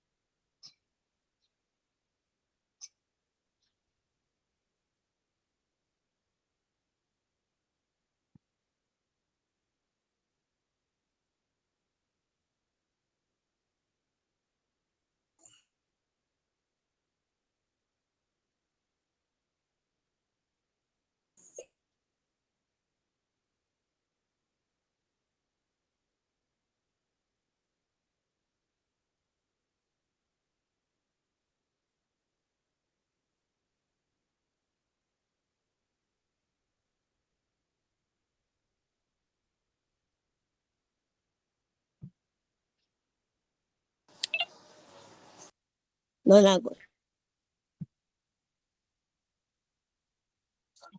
All right, I think the 5 minutes up.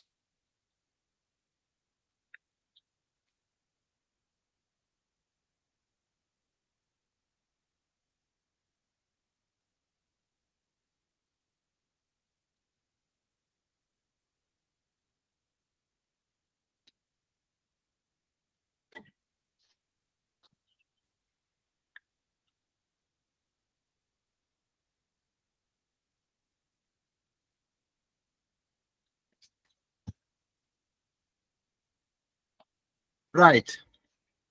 I think the 5 minutes is up. So let's continue, please.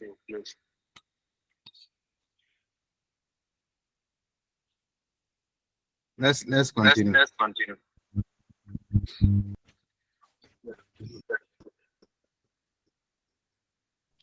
Now Brother we Ima, have please mute yourself. Brother Ima, please mute yourself.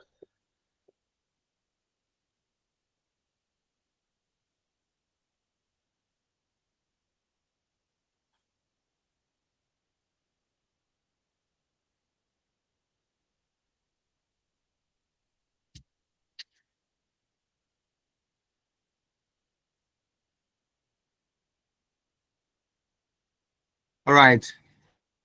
Let's continue. I want us to move to the epoch side. So this I title it Epochs and Scope of Early Church History. Epochs and Scope of Early Church History.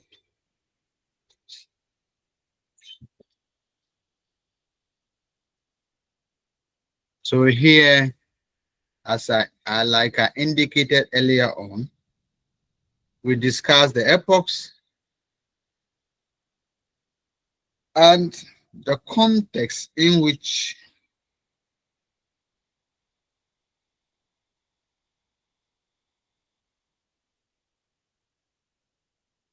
we are using the phrase early Christian history. Right. Now, when it comes to church history, the epochs have been divided, and historians, that's church historians, have given us varying classifications. And the varying classifications are as a result of the interest or the focus of historians.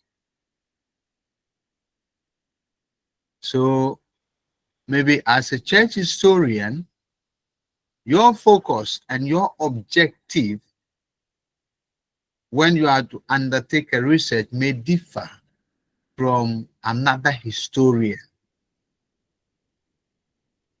So that's why we have different classifications. So our own Ghanaian, the late, I think Reverend Kofi Agbeti, has his own classification. Lutheran S. Kenneth also has his own classification. Philip Sharp also has his own classifications. But however, in our situation, we consider the following classifications. One, the period known as the early church.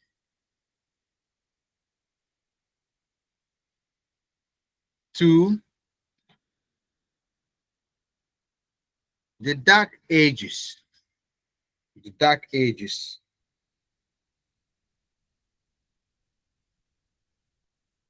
Then three, the middle age or medieval ages. The middle age or medieval ages.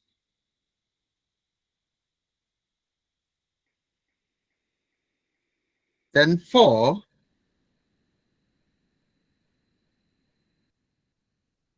we have the Reformation. The Reformation. Five, The modern age, the modern age, the modern age.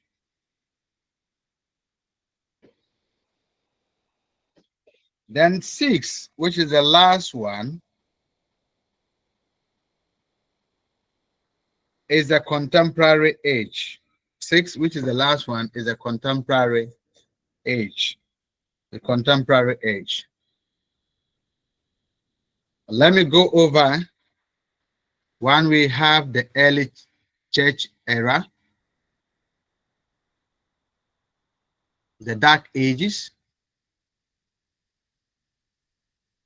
the Middle or Medieval Ages, the Reformation period or age, the Modern Age or era, and Contemporary Age or era. Now, take note of this. Age, era, period means the same thing in this context. It means the same thing. So sometimes I use them interchangeably, but I mean the same thing. Whether it is era or age, stand for the same thing. So these are the classifications that we'll be looking at. Let me start with the number 1 that talks about the early church era or the early church age.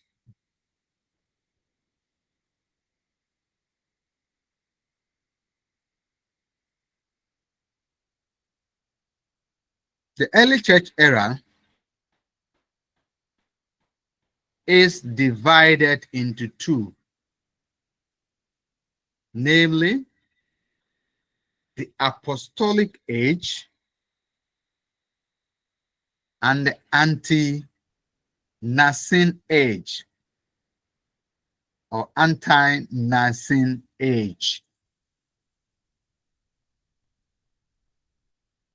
What is this apostolic age and what is this anti-Nicene age or anti-Nicene age?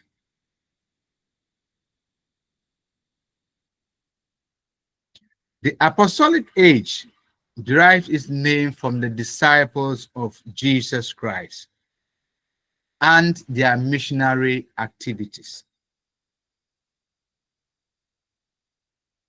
And this is very important in Christian tradition because of its direct relation with Christ.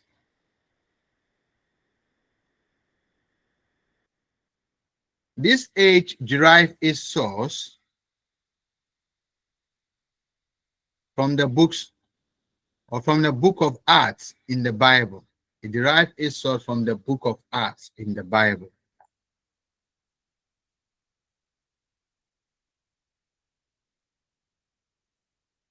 Now, its historical accuracy, particularly its coverage, has been a subject of debate among some church historians.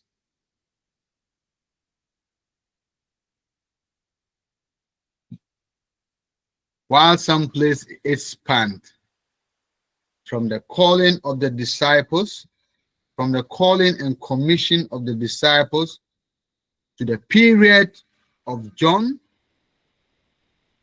the last disciple to have died on the island of Patmos, which occurs somewhere 98 CE and 117 CE.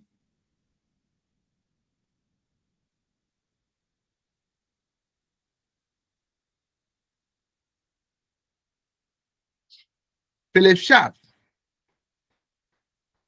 who happens to be a church historian, has a different opinion. Although he agrees with the commencement of the age, that is, with the calling and commission of the disciples, but as to when the period ends is where he disagrees.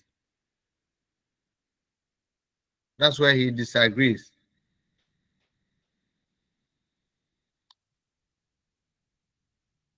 He thinks the era ends with the ministry of Saul. The era ends with the ministry of Saul somewhere 62 CE in Rome, when Saul was brought under house arrest. And that's what he thinks. That is his opinion.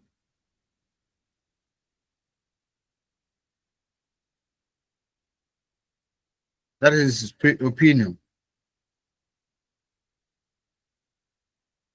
Now, having looked at the apostolic age, let's talk about the anti-Nicene age.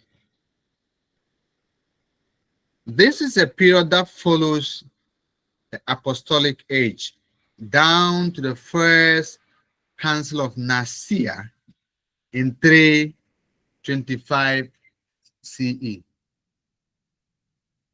In 325 CE.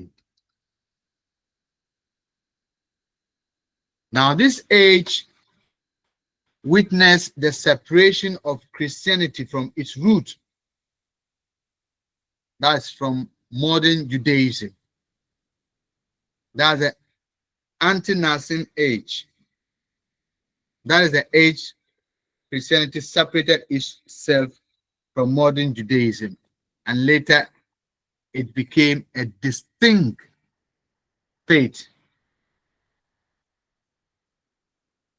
Additionally, this period witnessed, the church became more diverse. The church became more diverse, lacked administrative structure, and no central authority. No central authority. No central authority. Why was it that it has no central authority? You know, at a time in history,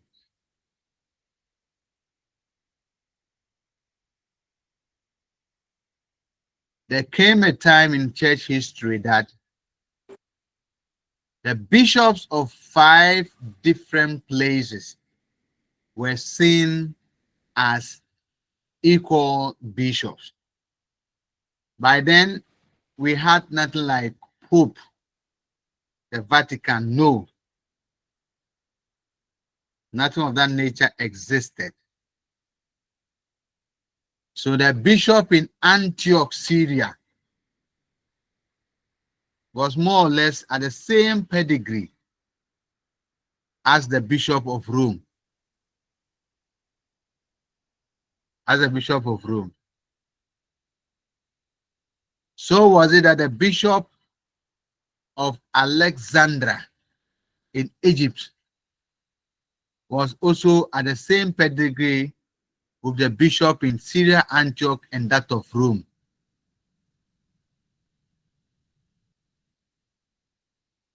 The bishop in Constantinople was also of the same rank. This was also in the same system, rank, as well as the bishop in Jerusalem.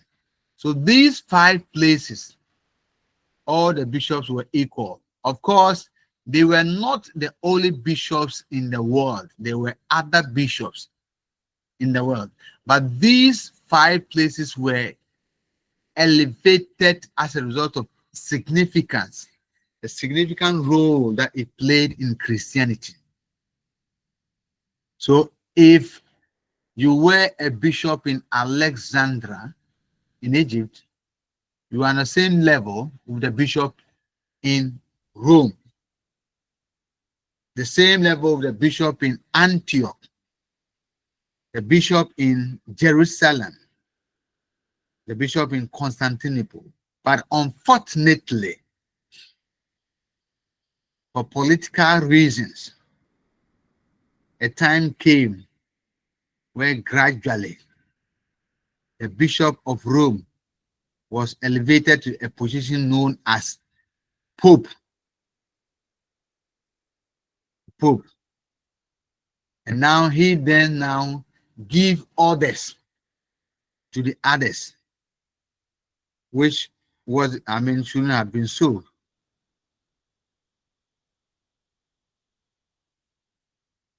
But it has already happened. And like I indicated, the bishop in Rome had the upper hand because it was the Romans who were ruling the world. So they had the upper hand. And that's how we later on came and had the Pope. But prior to that, we had no central authority. The church had no central authority. So that in case of anything, that authority will be dependent on nothing of that nature.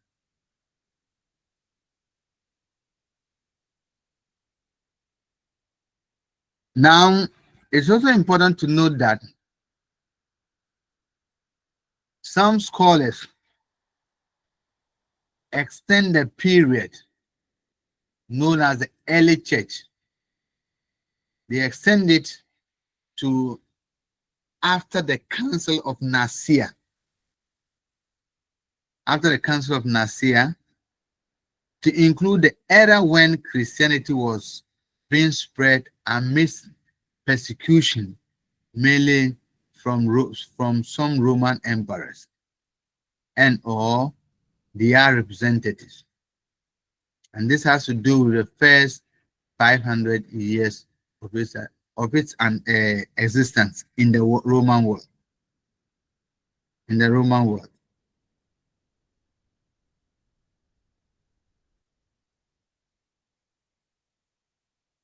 In the Roman world. Any question? Any question?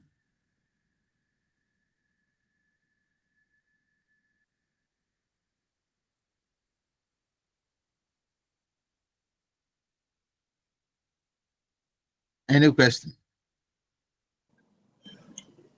No, please, sir. Now, so No.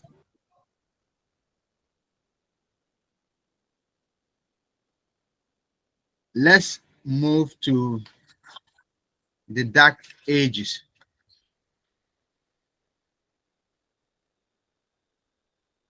Let's move to the Dark Ages. But before I move to the Dark Ages,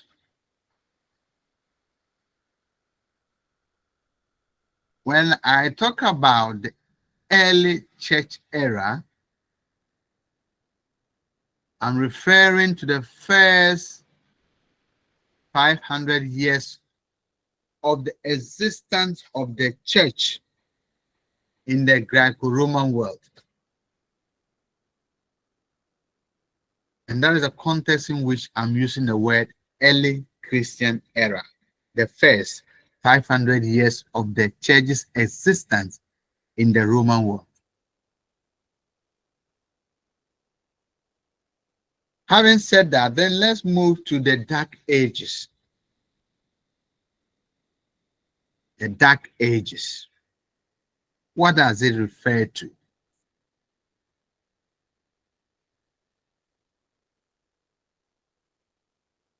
The Dark Ages.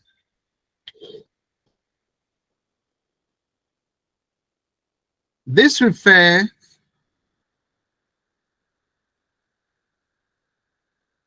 to the period between the fall of the Roman Empire and the Renaissance. It refers to the period of the fall of the Roman Empire and the Renaissance.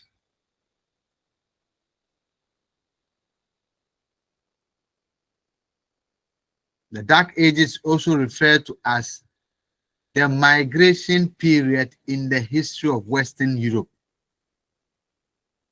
The migration period in the history of Western Europe, or the early Middle Ages in the history of Western Europe. In the history of Western Europe.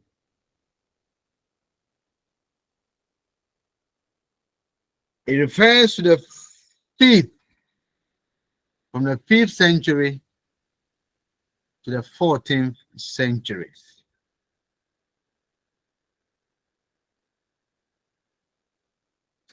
It was an era that witnessed little or insignificant scientific and cultural advancement in the history of Western Europe.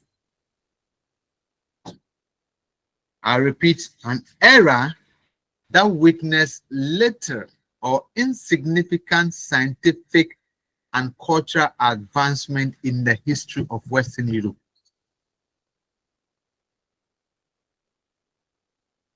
And that period was characterized by frequent warfare and the virtual disappearance of urban life in the set geographical domain, that's Western Europe. Disappearance of what? Urban life in the set geographical domain. Additionally, it was a period of intellectual darkness. Intellectual darkness in the history of Western Europe.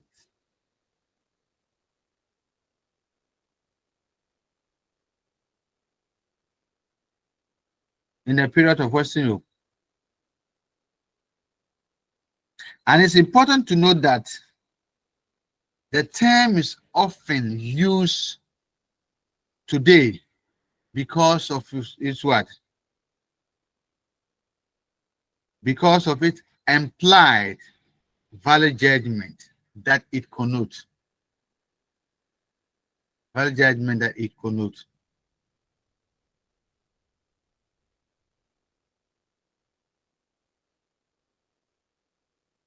So that is the period known as the Dark Ages. A period where, in terms of education, there was absolute what? Darkness. A period that was characterized by frequent warfare among the Europeans themselves, fought among themselves. And those Europeans that migrated to this part of our world, they end up, at a point in time, they ended up fighting against each other.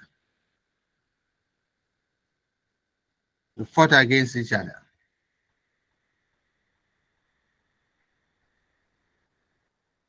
After the Dark Ages, then we'll move to the period known as the Middle or Medieval Age. The Middle or Medieval Age.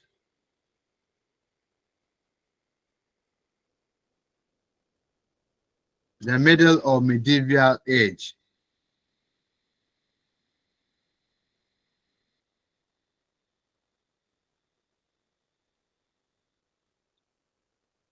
The middle of medieval age.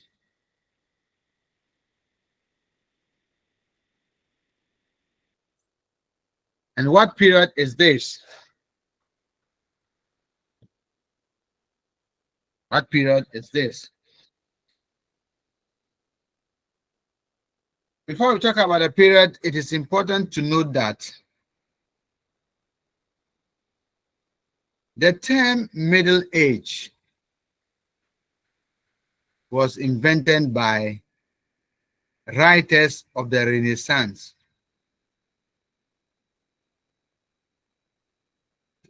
Writers of the Renaissance. And this came into existence in the 16th century.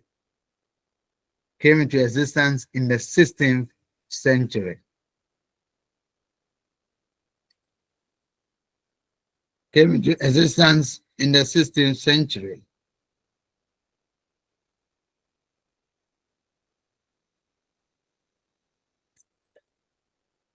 Why was it invented?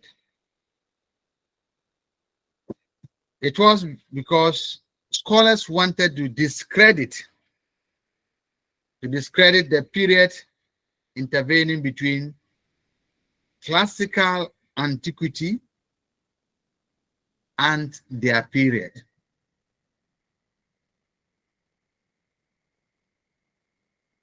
They therefore use the term to refer to an interesting and stagnant phase separating two important and creative periods. Creative period. In other words, we can say that it is a period that is between antiquity and Renaissance.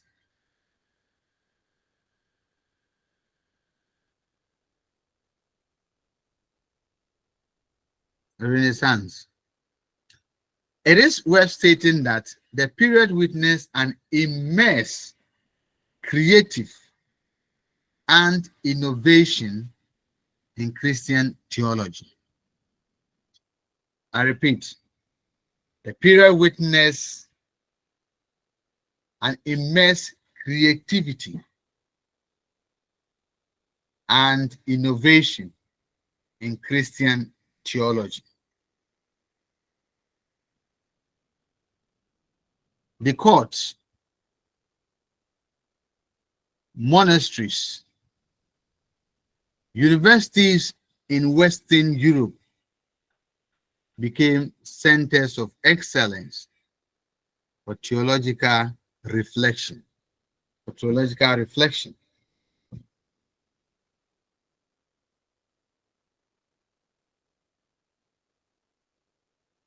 Reflection. The courts, monasteries, and universities in Europe became centers of excellence for theological reflection. New approaches were forged regarding the relationship or regarding the relations of Christian thought and life.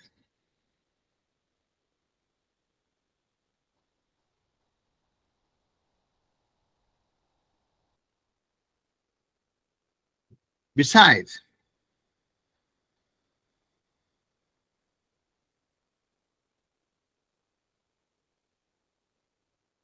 the period was given an added injection of vitality, injection in quote of vitality, through the rise of Renaissance.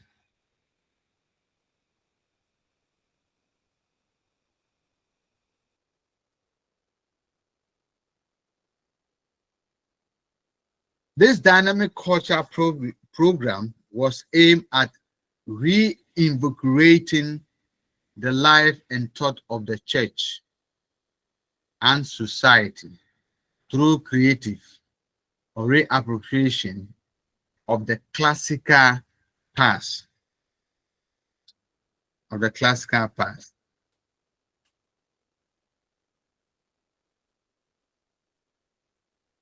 Of the classical past. Additionally, the era witness or the era also refers to cultural development that is specific to Western Europe. We can also see it as a period of transition between the intellectual glories of antiquity and those of modern period. And note that since the time of the Renaissance. The phrase has been used to refer to the period separating the intellectual glories of antiquity and the retrieval in the Renaissance.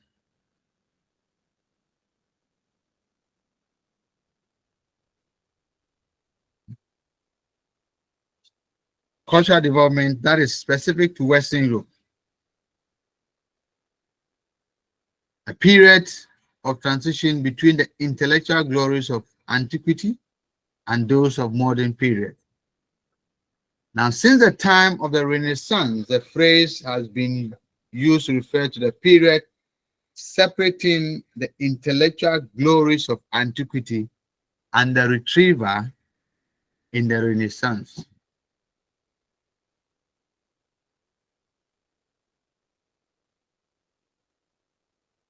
Of the Renaissance. Let us note this. Since the Middle Ages covers a large span of period, it has been segmented into three.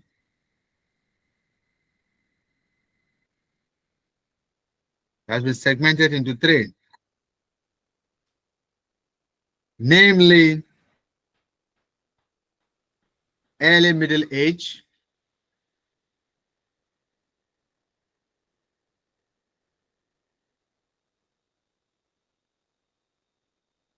namely the early Middle Age, which is from 350 CE, 350 CE to 1050 CE.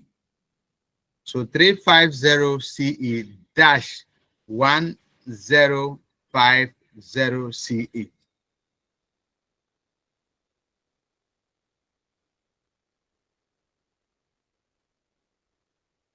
Now the second designation is the High Middle Ages, which starts from 1050 CE to or dash 1300 CE. 1300 CE. Then come to the last category.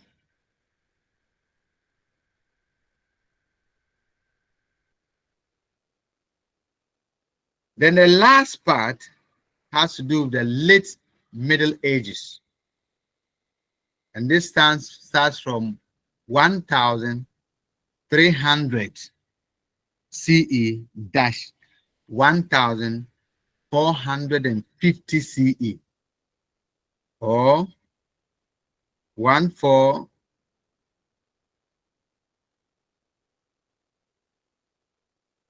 or 1450 CE, 1300 CE to 1450 CE,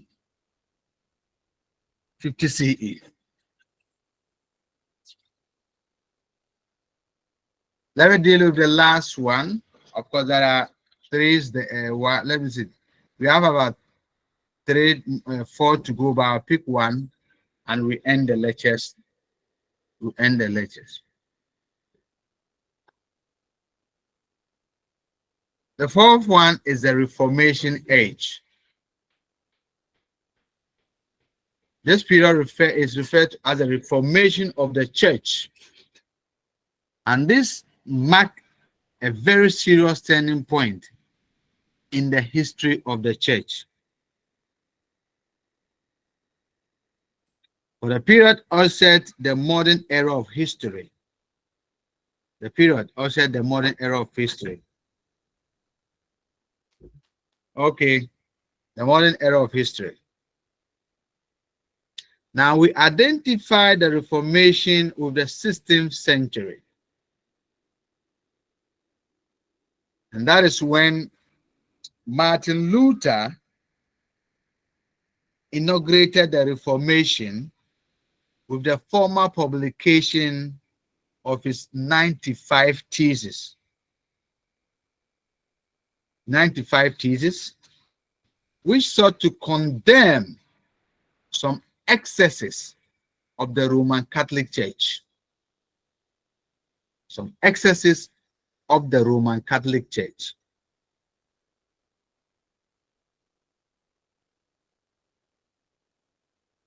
So in this case, the Reformation was therefore the series of events in different parts of Europe which led to the perpetual fragmentation of the Roman Catholic Church.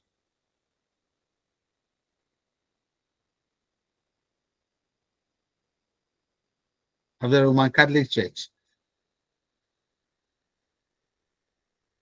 Additionally, Reformation era was the religious revolution that took place in the Western Church in the 16th century with its far-reaching political, economic, and social effects on Europe and the Universal Church in particular.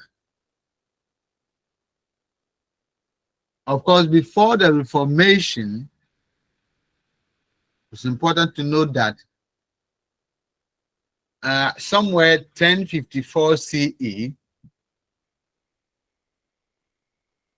the church broke into two. That is the Eastern Orthodox Church, which happens to be Greek. The Greeks, they came out from the Roman Catholic Church, but before then, they were all one known as the Universal Church. But 1054, something happened, and the church got divided. But the 16th century one was so devastating that a lot of people left the Catholic Church, and some of them later, their followers, formed what today is known as traditional Protestant churches. Example are the Presbyterian Church and the Anglican Church. Of course, Methodist is there. AM, ISA, and the rest are also part of the traditional Protestant churches. The Lutheran, they are also there. The Lutheran are also there.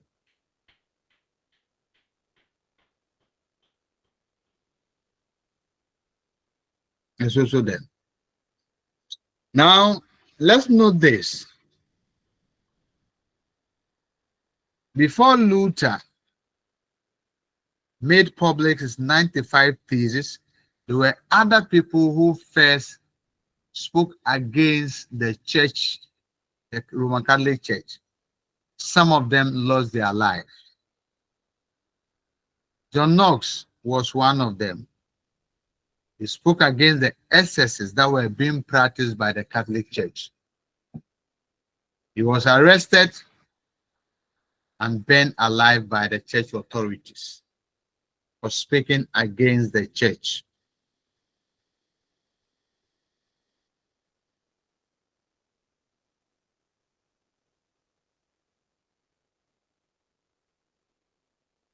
Wycliffe also spoke against the church. There were others before Luther and the rest came.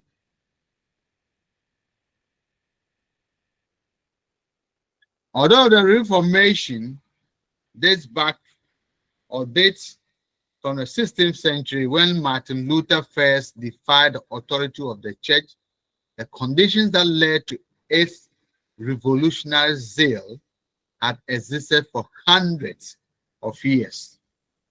Yes, has existed for hundreds of years. And what were the conditions? The excesses that were going on in the Catholic Church existed maybe 100 years even before Luther was born.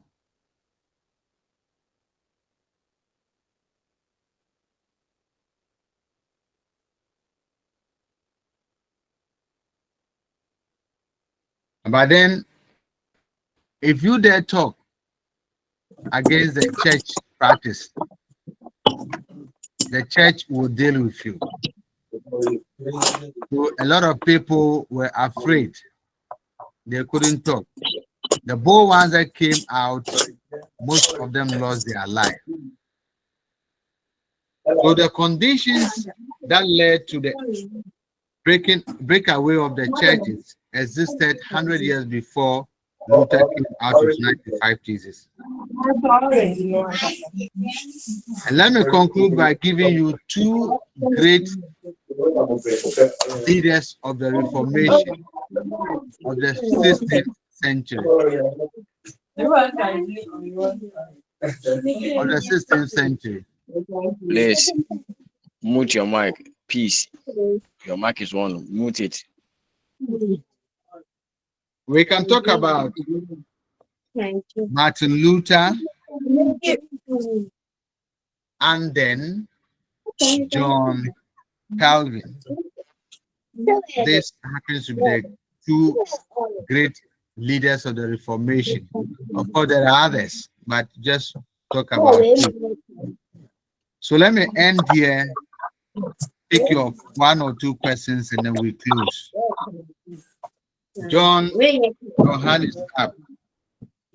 John, I can see your hand up. Yes, I wanted to tell it, Madam Peace or Mr. Peace, that that person should meet his or her microphone because it is disturbing a lot. Okay. She has done that. She has done that. But you also, Christopher. Good evening. Evening, watching. I'm not all that also. It's an humble plea that I want to put across. Okay. The way you are lecturing, you see you to be a very good lecturer, and that's why you don't normally ask questions. But our situation, we want you to look at our situation. Almost 99% of us are workers. So sometimes reading with the children in the house and the likes becomes a problem for us. And with this voluminous handout and then slides, we had to use just a month or 3 weeks to read everything. So sometimes we had the receiving end. So I'm just pleading on behalf of my colleagues that even there was a time that a colleague of mine, Miss Antin, he went to Poly to learn. He said that when he entered, they just started calling him Prof. You see, but he's one of us. So we are just pleading that during exams and the mid semester, you do something for us that will make us all pass. That's all that I want to put across. It's an humble plea. Thank you, sir. I've heard you, but you need to. Well, I've heard you, but okay, I've heard you. I cannot say I'll pass you or fail you. The system is there, and you also have to produce to meet the system. So we don't have the authority. The system is there, right? And I'll guide you to such a way that if you follow my guidance, you will not have any problem. Yeah, very grateful. All right, thank you. Two more, Issa, and after Issa, I'll come to Kofi. Okay, God's plan is also there. So Hello, Issa, sir. Issa, Kofi, Good evening. God's plan. Good evening, Issa. Issa, we are waiting to hear from you. Good evening, sir. Evening, Issa. How are we? Can you please hear me, Evening, sir? Issa. Can you hear me? I'm doing very well. Oh yeah, I can hear you, sir. I can hear you. Network. So I go didn't ahead. hear much of the lesson. Okay. I Oh, think so what sorry. my brother is indirectly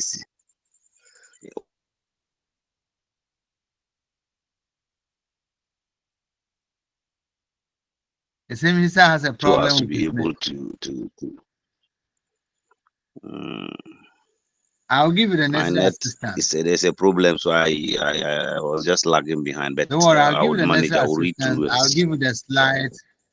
Yeah, I'll forward the slides and the Thank course you. outline. I'll forward it this week. So don't worry, so that it will help you.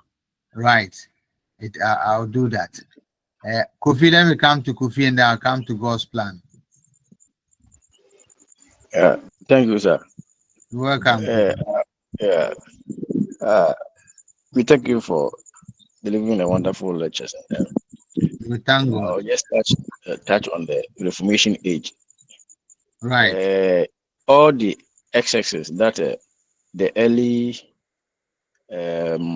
reformers, Martin Luther and then John Calvin, spoke against in the then Universal Church, which led to the formation of the Presbyterian and then the other early Protestant church.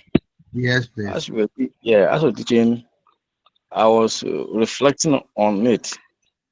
The fight they fought, I can boldly say that what they were fighting for is still persisting in most of our the denominations today, no matter where it is. Because sometimes if you speak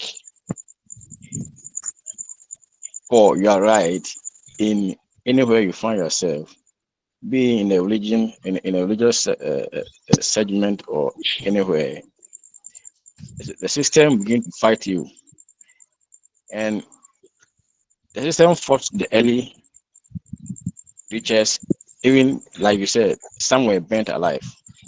And it's like it has persisted till our time, and I still believe that it will continue after our time.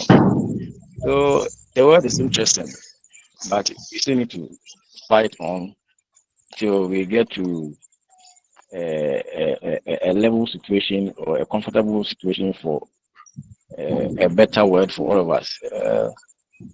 Thank you, sir. It's an eye opening, and I think after this call, it will embolden all of us. This our scope of thinking and reasoning about certain things where we find ourselves. Thank you very much, sir. Welcome. Yes, what you are saying is true. It's true. And you see, the reason is that as human as we are, some of us are not interested in the issue of the past, about history, learning about history. And it is you can easily see it in the church today. That, like you said, the excesses that Luther, John Calvin, and then the rest spoke against. Today, they have reared their heads in the church today. A lot of the practices that Luther and the rest condemn, today, they are common in the church today. Luther and his people spoke against simony. You know what simony is? It is today, it is there. The early church, I say the early church, the Roman Catholic Church, one of its SS problem was simony, where people or bishops bought their ways because they have money. They bought their ways and became popes. Those who are not even yet to become bishops, because of money, they bought their way to become bishops and whatsoever. And today, in the church today, we have it. The sale of indulgence have also emerged, but in a very subtle or diverse way. So what you are saying is true. It is there. It is there. And this generation will live, and some of the same things will be happening, simply because the church, I can say that the church is now, since the time of the Reformation, or even before the Reformation, the church has become more human-centered. So the reformers had wanted to correct that human-centeredness so that the church will become Christ-centered or God-centered. But that didn't work. That didn't work. Now the church is back to its square one, where it is now more human-centered. And that's the problem. It has become more human-centered. So I share your view. Yes. Take that of God's plan. God's plan. Sir, thank you Yes, so sir. much. Welcome, sir. Yeah, please, I would like to draw you a bit back to make this statement so you can help me out.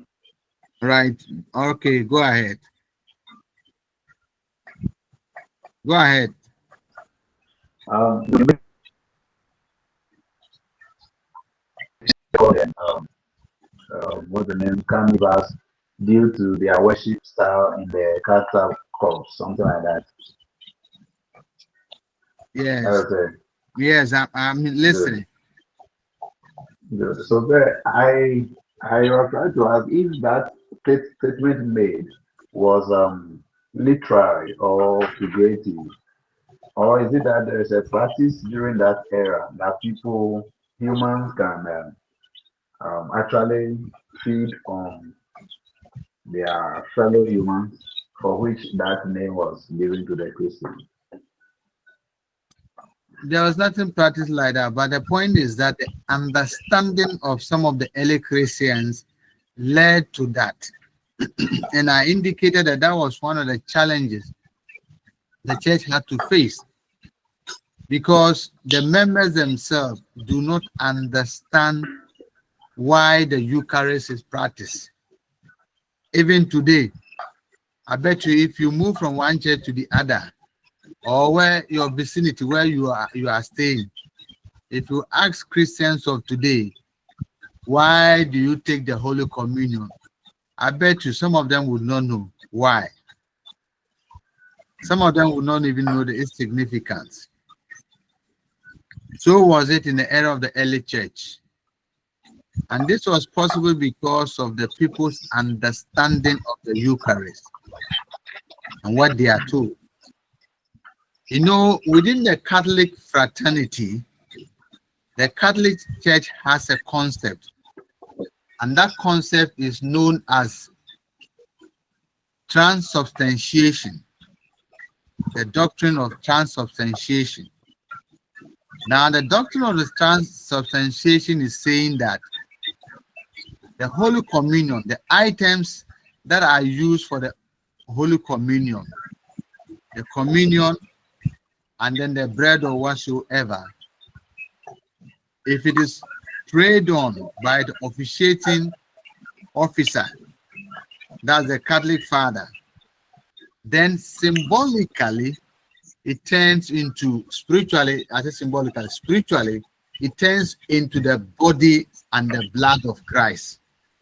So as members eat it, they were eating the body of Christ, because it, once the prayer has been said, it spiritually turns itself to the blood of Christ and the body of Christ. Now, this is where the issue is. So the early Christians, some of them were novice, not well educated. So when their colleagues ask them, this is what they tell them. And I said cannibals because of what they say. Tell their neighbors who are not part of the church that, oh, when we meet, we eat the flesh of body of Christ and we drink his blood. We drink his blood. And what makes them to be more considered as coming out cannibals was that they met at odd hours, around 1 to 2 a.m. when everybody's going to be sleeping. And I said that it is so because somewhere 80 CE, Emperor Domitian came out with a law that made Christianity an illegal religion, so that if you are a Christian, the state can deal with you. The state can deal with you. So this is how they came to be considered as cannibals. I hope that is clear. Yes, sir. All right. Thank you so much. Doc, Yes, please. if I hear clearly, you said that that was an internal challenge. Yes, that was an internal challenge. But can we say that it's internal and external, because the unbelievers or the people that were not in the Christian faith regarded them as cannibals because they met at that time of the day? Of course. And so can we also say it's external in that sense? No, why I classify it internal is that it is the people who are members who tell they inform their neighbors that, oh, this is what we do. That's what we do. Now, the external refers to challenges that is coming from a group like the Greek philosophers, a group like the Jewish leaders, the Sahindri, the leadership of Judaism,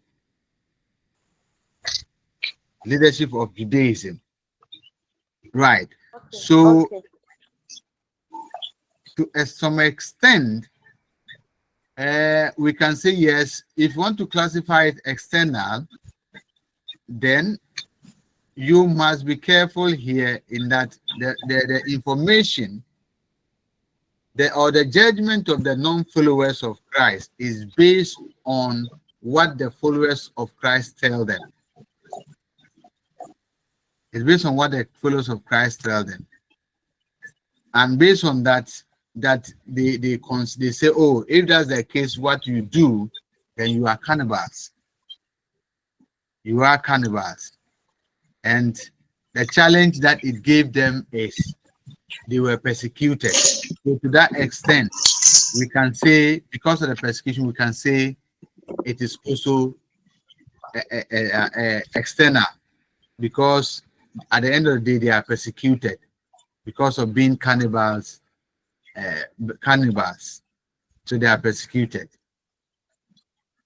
So to some extent, we can classify that if we make an argument well, then we can classify it as external. Okay, Doc. Welcome. Any other question? Right. As I indicated before the starting of the class, God willing, I'll get you the course outline and get you the slides so that you read ahead of time. And also, if we are able to finish in time, what I'll do is get some time to assist you, especially on how to answer end of same questions. End of same questions. Right. Sometimes the idea may be there, but how to put the pieces together becomes a challenge. So if time will be available, I may take you through that exercise. Right. Any question? If you have any challenge, please, I think Ishmael has created a WhatsApp group, WhatsApp also. Do you have, I hope you have a WhatsApp group. Yes, Doc. Good. So you can add me so that if you have any challenge, feel free and then put it on the platform and I'll communicate. Right. If no question, anybody with a question? Any question? Please, if no question, then can we call it evening or night? Yes, sir. All right. I second. All right, sir. Okay, Doc. Right.